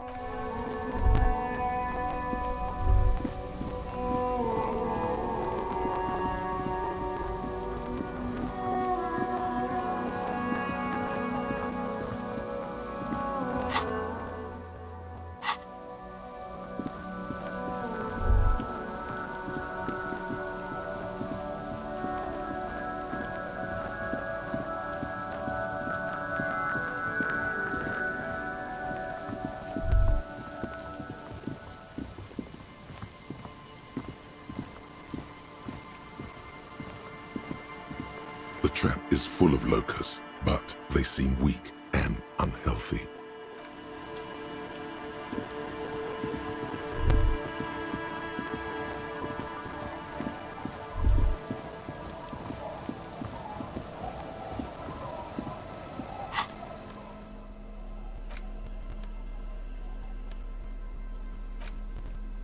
The Greatest Innocence by João Paulo Salomão Lopes de Fuego. The book is large and heavy. Browsing through the various chapters, you try your best to understand the ceaseless overflow, the sprawl of names, dates, places, events historical. Most of it ends up as a twisted mass of facts inside your brain. Your educational survey is done. Did you catch any of that? No. Oh well, it's pop quiz time. Let's see what you've learned.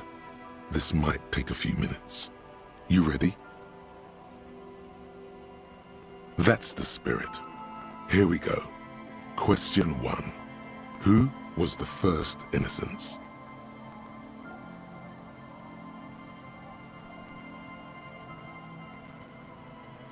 Oh yeah, this is what I was made for.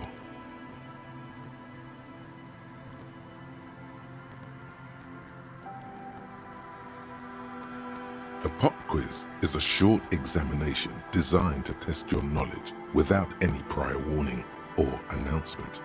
Such exams allow the teacher to assess how thoroughly the students have retained the material at hand. Voila, now blast that first innocence. Thanks for nothing. Dolores Day. Dolores. Incorrect.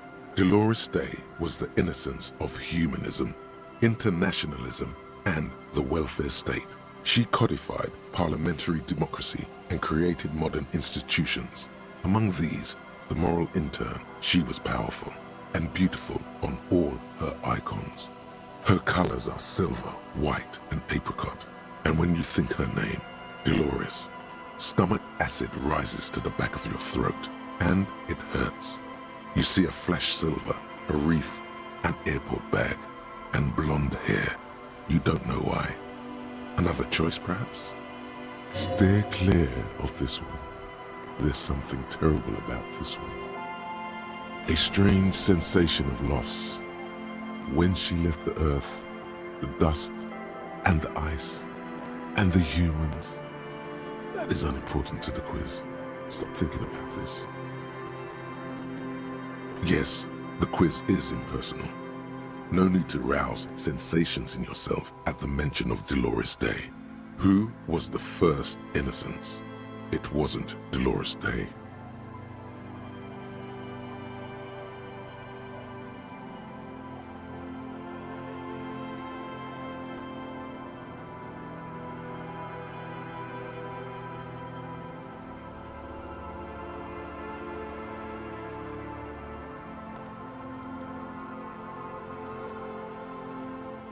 Incorrect. Sola was anointed during the previous century and even lived to see the current one. She was an urban planner who spoke her mind and largely left history to its own devices, encouraging people to excel on their own rather than prescribing to a deified model of history. She is often called an anti-innocence. Sola resigned after an assassination attempt by a Yugo nationalist who blamed her for not taking the side of the left during the turn-of-the-century revolutions. Innocences don't usually resign. Care to try again? Correct. Nothing much is known about him. It's not even clear that he was a he, but Franco Negro presumed as such and called him Pius. He's depicted as a young man with molten gold pouring out of his mouth.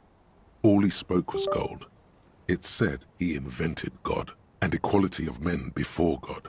He also introduced the gold standard as a way for measuring people's love for Aurum.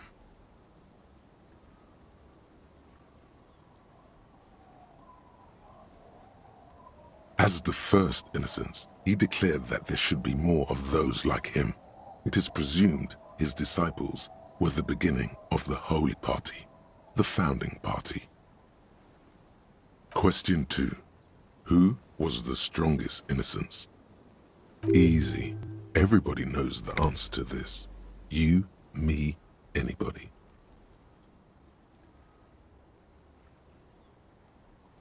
An innocence is the highest category of historical personage in the world, a literal personification of history. Traditionally, an innocence, when anointed, assumes supreme rule over the Occident or the known world in general, at least the parts that matter. I can do better. Okay, so commonly an innocence does not enforce his or her power through military power. This is seen as unnecessary. The innocence wins because an innocence can't help but win, for their deeds are inevitabilities. Did this help? Great. Dolores.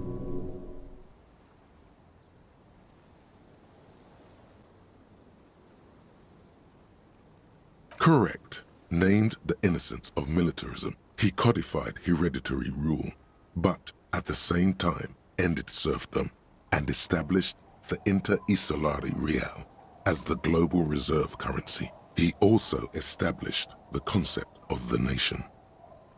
Franco Negro attempted to solve the rising tensions between the aristocracy and bourgeoisie by building a unified society in which every man has a place and a mission, but at the same time may rise to nobility provided on the strength of his virtue. Question 3. Who was the false innocence? Got it under control. No problem. Solid on this one. It's widespread historical information.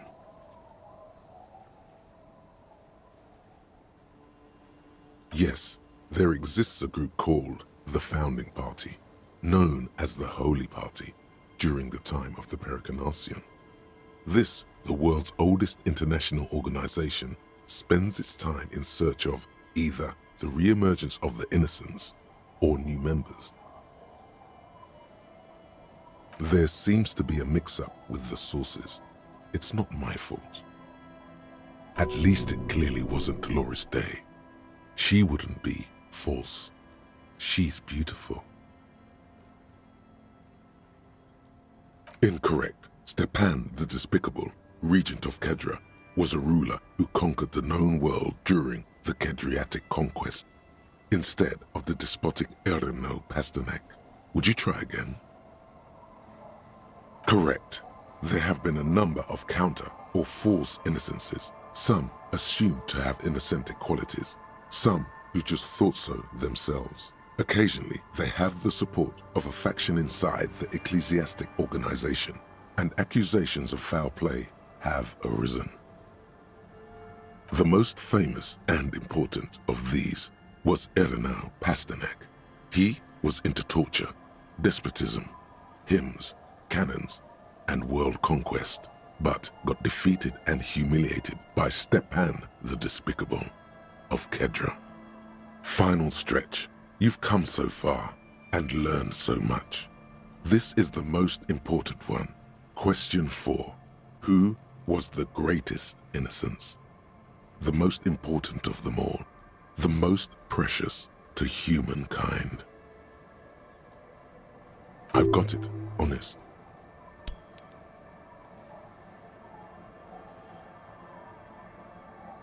Correct. The Mesk might see Franco Negro as the father of nations, but as of this century, there's been a great shift in attitude. Dolores Day has become widely regarded as the greatest innocence, a most radical change to the whole fabric of the world.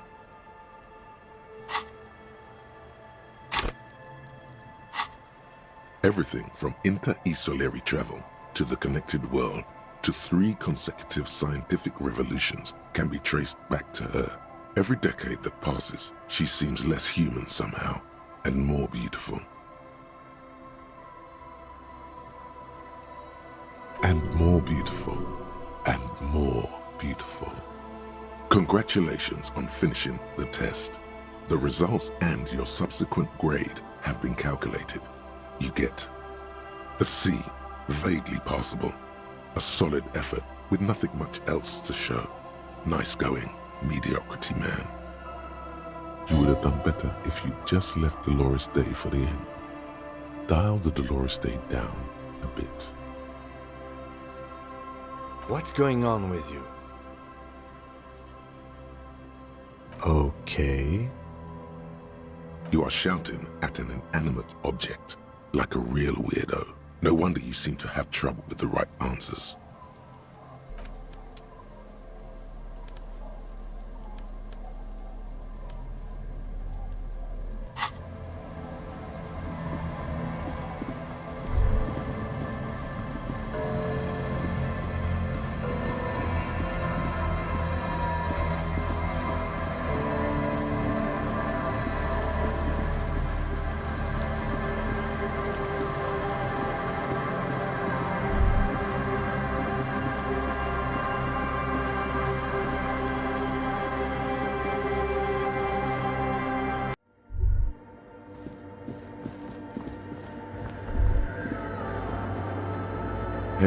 Her Innocence Dolores Day liked little figurines, right? Liked holding little men between her fingers, remember? You have the headless Falcon Rider figurine. You should give it to her. Win her back.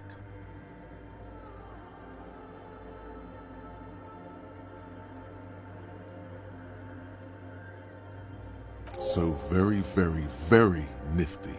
Nifty and mysterious. This is surely what the figurines are for.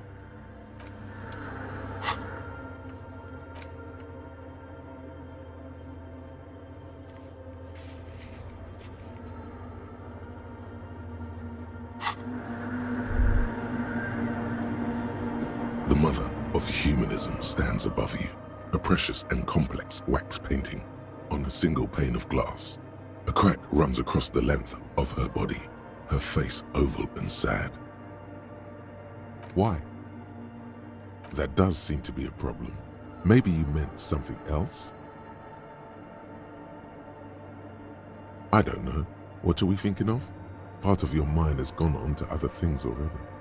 The mother of humanism towers above you, a wax painting on a cracked pane of glass. Nothing has changed in her expression.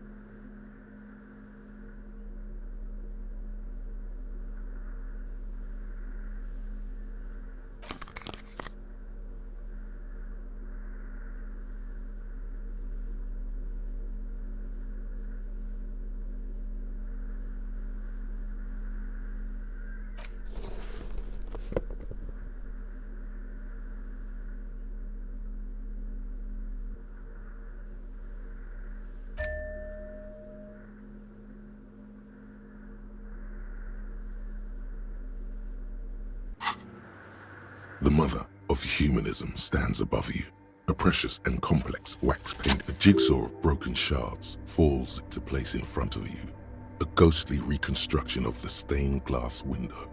Before it was shattered, there was an older woman beneath the younger one, and a text, a light motif below them both.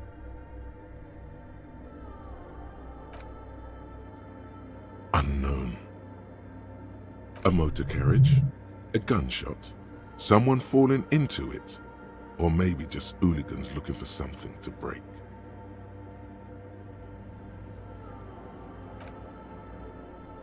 The escutcheon on her throne says, Irene the Navigator.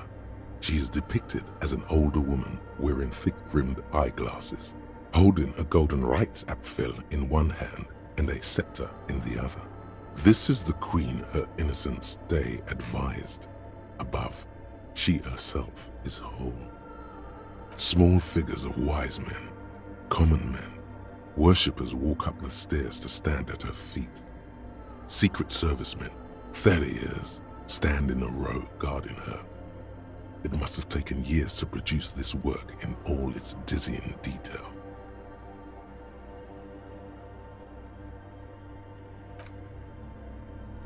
Below both women, in luminous black letters, Après la vie, mort. Après la mort, la vie de nouveau. And then, along the left side, Après le monde, la gré. Après le gré, Le Monde Nouveau.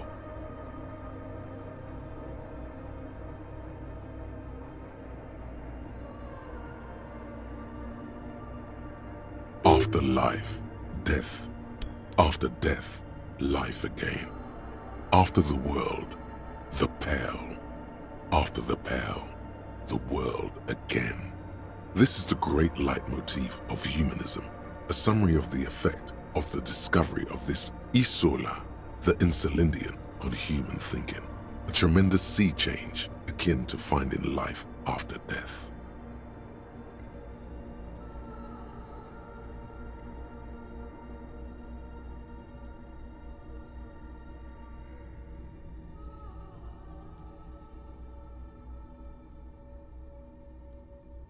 Death, life again.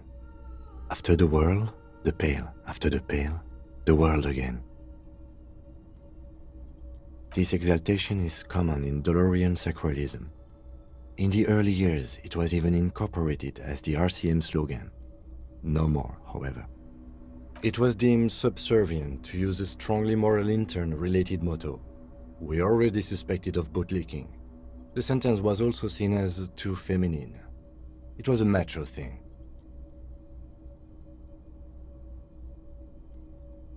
Justice, union, prudence, and force.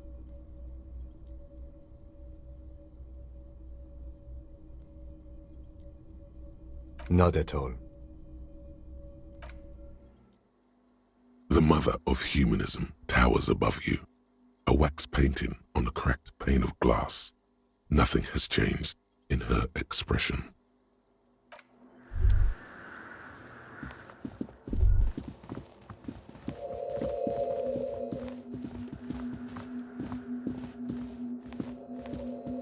Oh, hey, wait. There's coffee in the back. Oh, wait. I meant the mother's love.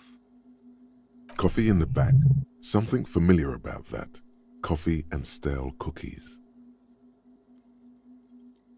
Look, man. I'm at liberty to talk about the sacred blaze of the mother's glorious heart, but not about the coffee. Too many times, essay, you need it for something. Surveys are a good way to fish for personal information, especially in the name of public safety.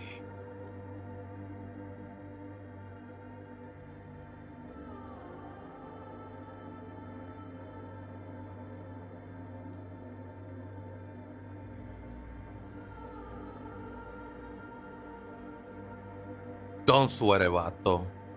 The password is afterlife death. What you think of that?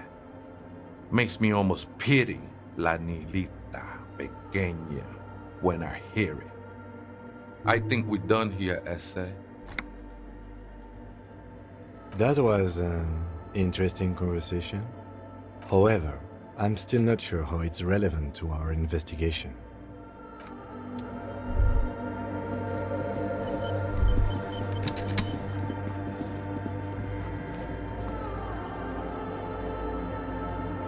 The machine's keyboard is still illuminated. The speaker comes to life. Static seeps. Good afternoon, Fortress Accident on Saint-Brun. This is the East Insulindian repeated. Good. Please repeat the password. Good. I have unlocked the filament. After ending the call, please press print to access the filament. Fortress Accident. Is there anything else I can do for you today? I have two machines registered to this company name in Martinez. One on Saint-Brun, the other on Rue de Saint-Ghislaine. Saint-Brun, that's the church. And Rue de Saint-Ghislaine? That's the doomed commercial area. Anything else I can help you with? Goodbye, Fortress Accident. The machine's keyboard is still illuminated, revealing fluorescent play and print buttons. The printer prints out a long text document with dated paragraphs. It looks a bit like someone's journal.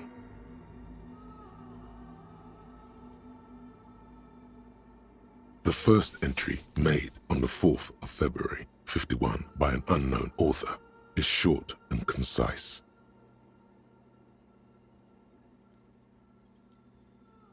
Arrived at the church. The door was boarded up, so I used the crowbar to get inside. Looks like the place has been deserted. Nothing out of the ordinary, but I'll ask around. Need to figure out how to get the electricity in. The lieutenant leans closer, scouring the printout over your shoulder.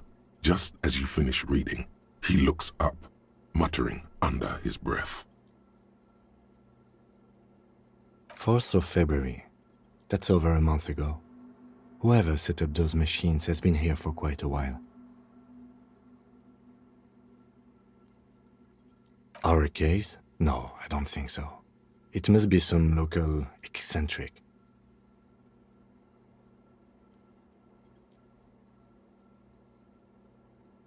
"6th of February, 51. Had a little chat with the local fishermen. Said I shouldn't go near that place, that the church was spooky and ridden with narcotics. It's a little spooky, all right. Still haven't figured out the electricity."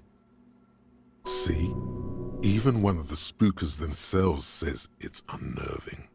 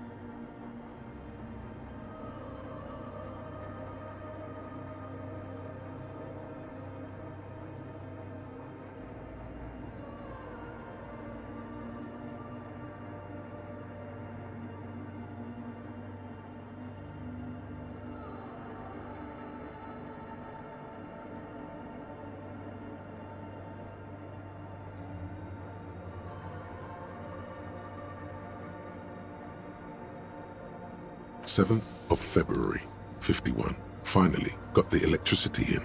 Next on the agenda, a new antenna. I'm thinking ESCA series, something advanced." Why would anyone need any of this equipment here? 8th of February, 51. Bought the antenna, had some problems setting it up. Called Simo for help. Heard the others are back to making art. Drinking somewhere out of town. Sulislav started a rock band again. Lexi has been seen asking money from strangers. But at least the artists have their act together. They're qualified labor.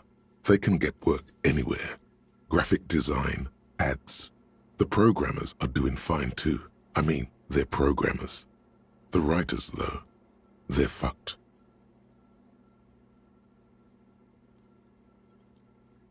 I just have to find out what caused that data loss and be done with it. Still don't understand how it managed to wipe out the backup, when the backup wasn't even connected to the front. I know. Everyone thinks it's impossible. They say I must be lying. I'm here to set it right.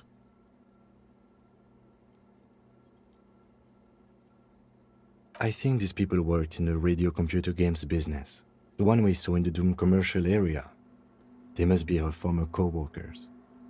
Seems like something to do with radio computers. Unfortunately, I don't know enough about them to understand what the author is saying.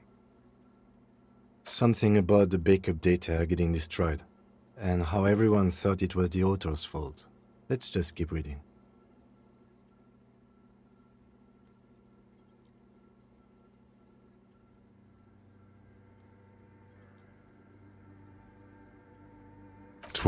February 51. Brought some food from the grocery store. Apparently, there's a strike going on in the harbor. Definitely not happy to see the Martinez people again.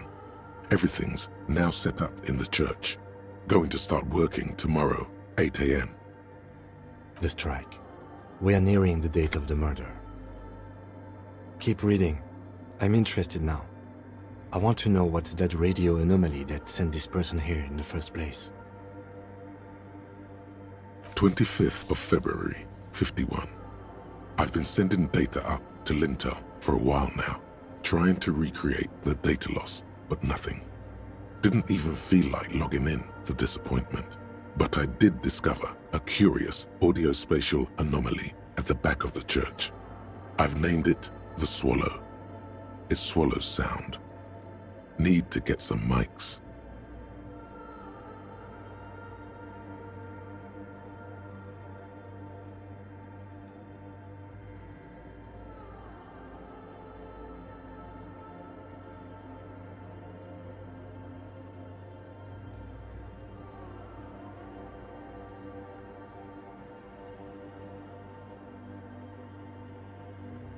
Is she talking about? 28th of February, 51. Yes, the first recordings confirm that the swallow is real and I'm not just losing my mind. It's a pillar of silence with a diameter of approximately 3 meters. Seems like the higher I go, the less I record. This might be a coincidence, or it could be connected to the data loss that led me here. The pillar of silence. She is talking about the silence. Is she suggesting it's more than just an architectural quirk? The lieutenant doesn't answer. He follows your gaze, studying the basins. The water shines in them. No ripples. March 51. Some kind of young disco men have appeared next to the church. I've been trying to record the silence to find the epicenter, but now it turns out I've also been capturing the future of dance music, one neo-disco song over and over again. Fortunately, the song is so monotonous, I was able to devise an algorithm to factor it out. The other day, one of the disco men came in. Before I could even say hello, she got scared and left. Good, I don't want anyone distracting me from my work. That disco man must be a cell. A girl on the ice? Sounds like her, yes. March 51. I got a call from the repeater station. Someone has tried to access the radio computer in our old office in Martinez. Can't do anything about it. The storekeeper still doesn't want to let me inside the building. Thinks I'm part of some kind of curse. How Martinez of her.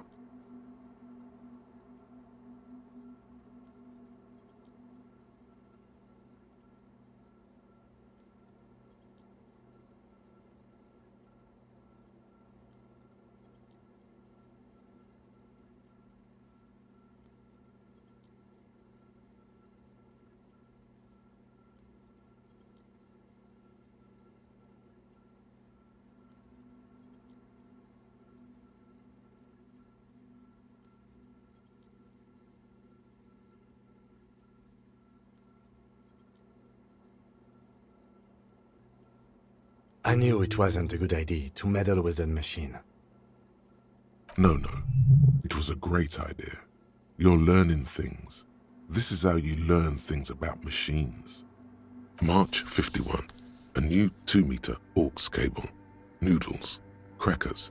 Ping energy drinks. Water. Toothpaste. Gum. Also some canned air. Your reading is interrupted by the sound of the church door opening. A strange woman makes straight for the radio computer.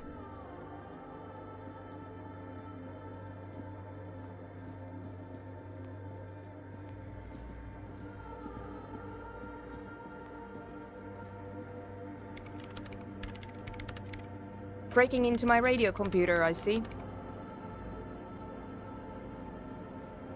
Yes, you are breaking in, but not into her radio computer. You're a master circuit bender. I do apologize for the intrusion, madame. We are with the RCM, you see.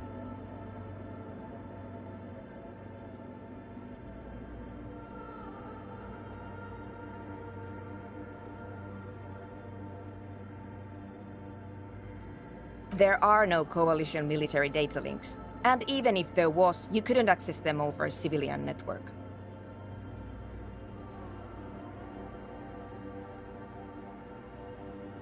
That's nonsense. You're just a police officer. Now please give me some room. I need 2 seconds to see that you haven't destroyed anything.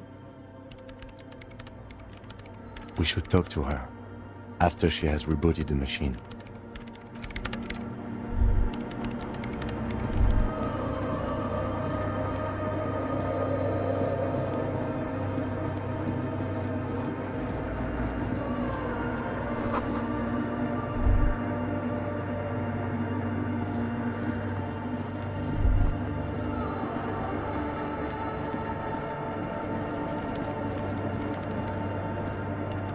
What is it?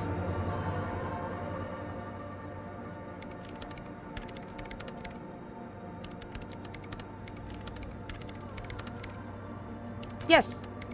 Or no. Not anymore. That project is dead. No, you just printed out my personal log and wasted some paper. I am Soona Luukkanen-Kilde, the former lead programmer of Fortress Accident and RSA radios. I have over 16 years of programming experience, and I'm proficient in both Vox and Orbis languages. If you're not here to hire me, I don't really know how I can help you.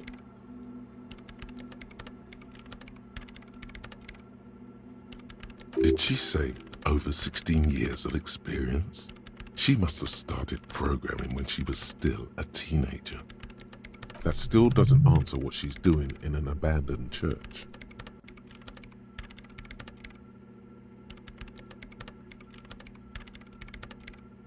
Nope. Yes.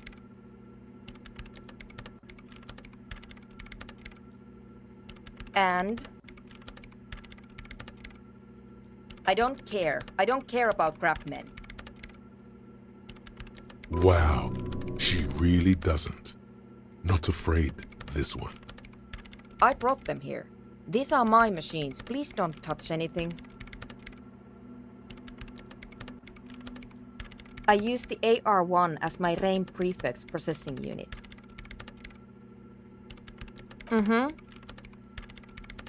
Yes? You really don't know anything about radio computers, do you?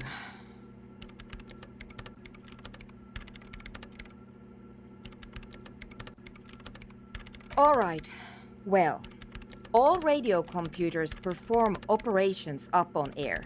So in order to gain more processing power, you need to invest in a good antenna. On the front, the unified front of radio waves, licensed and controlled by Lintel in the East Insulindic region. It's all around us. That's what on air means. Like love.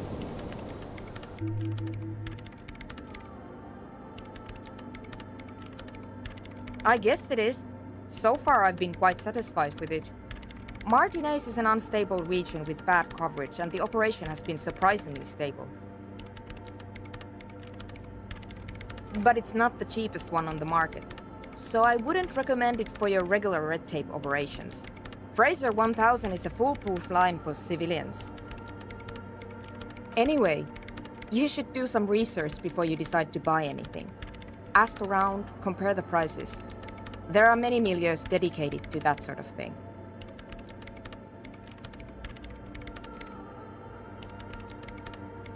I'm working. The machine seems almost alien with its pulsing core, the light casting her face in a strange shadow. Could you just shh for a moment? Or get to the point. I really need to focus on something. It's not just rudeness. It really is hard to concentrate on whatever she needs to do, and you're not helping. So you do know something about computers. You're right. Prefect is used mostly by the government peeps.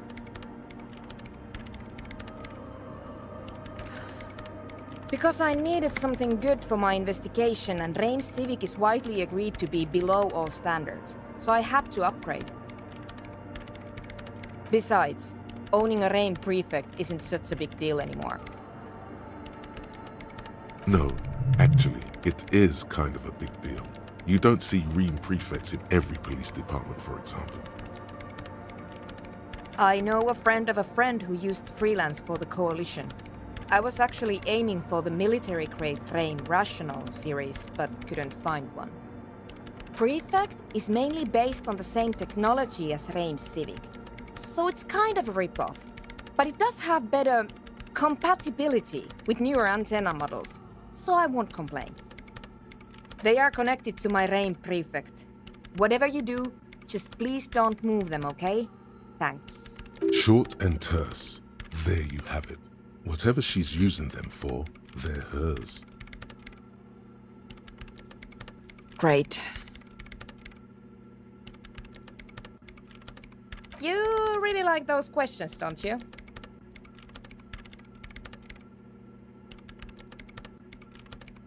I'm conducting scientific research here. You can't throw me out. I'm looking for the location of a 2mm hole in the world. Wait, what? She's looking for a disruption in the radio waves. That's what her personal log said. The lieutenant raises his brows, but doesn't say anything. Yes, that's what led me here. But I suspect it might be something a bit more complicated than that.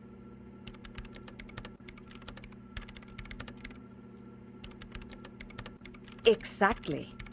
What does it mean?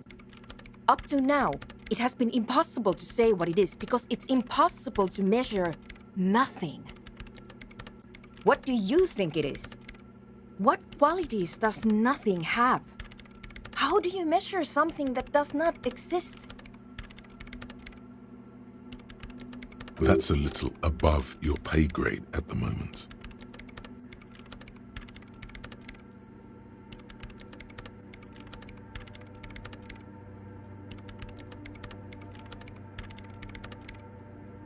I don't know. Are we? That's what I'm trying to figure out here. But how do I figure it out? You measure it by its surroundings, by that which does exist, which is what I've been trying to do. I've tried using hydro transducers to record the silence, to find out where it begins. Hydro transducers. So that's what those water basins are. Devices for recording sound through water. But honestly, it's not progressing very well.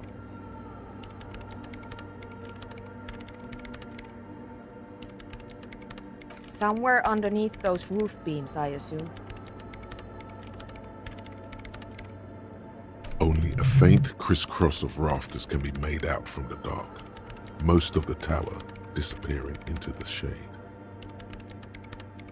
There's this place at the back of the church. A place where all audible vibrations seem to decease. I've named it the Swallow.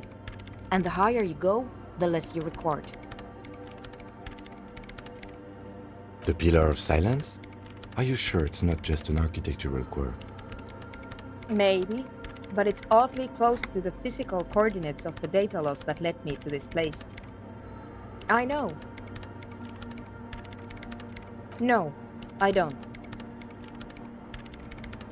Because it's just trial and error, trying to locate the swallow, the exact point in space. And I don't have a... You know what? It would be really helpful if you could just stop talking and let me work.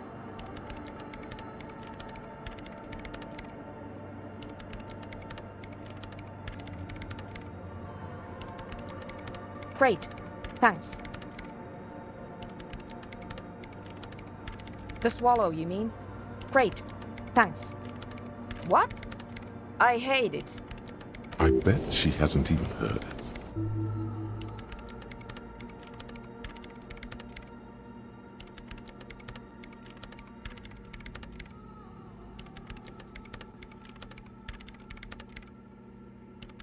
Yeah, like all the time. My tent neighbors don't really ease up with their partying, do they? Maybe I'd have to be on drugs to get it, but to a sober mind it just sounds like uninspired rug whipping. No idea what it has to do with either dancing or music. This is about those speed freaks in the tent, isn't it? I've got some news for you. It's not a nightclub they want to build here. Take a guess, why don't you?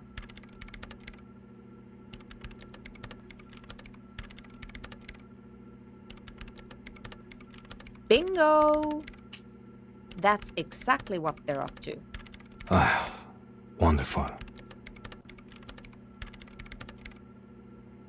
Now this house of worship is also going to be a drug lab. Always something fascinating happening in tents.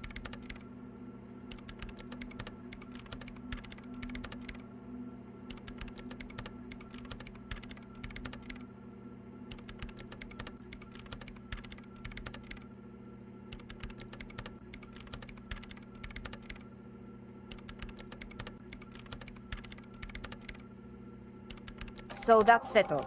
Great. No nightclubs in the church then.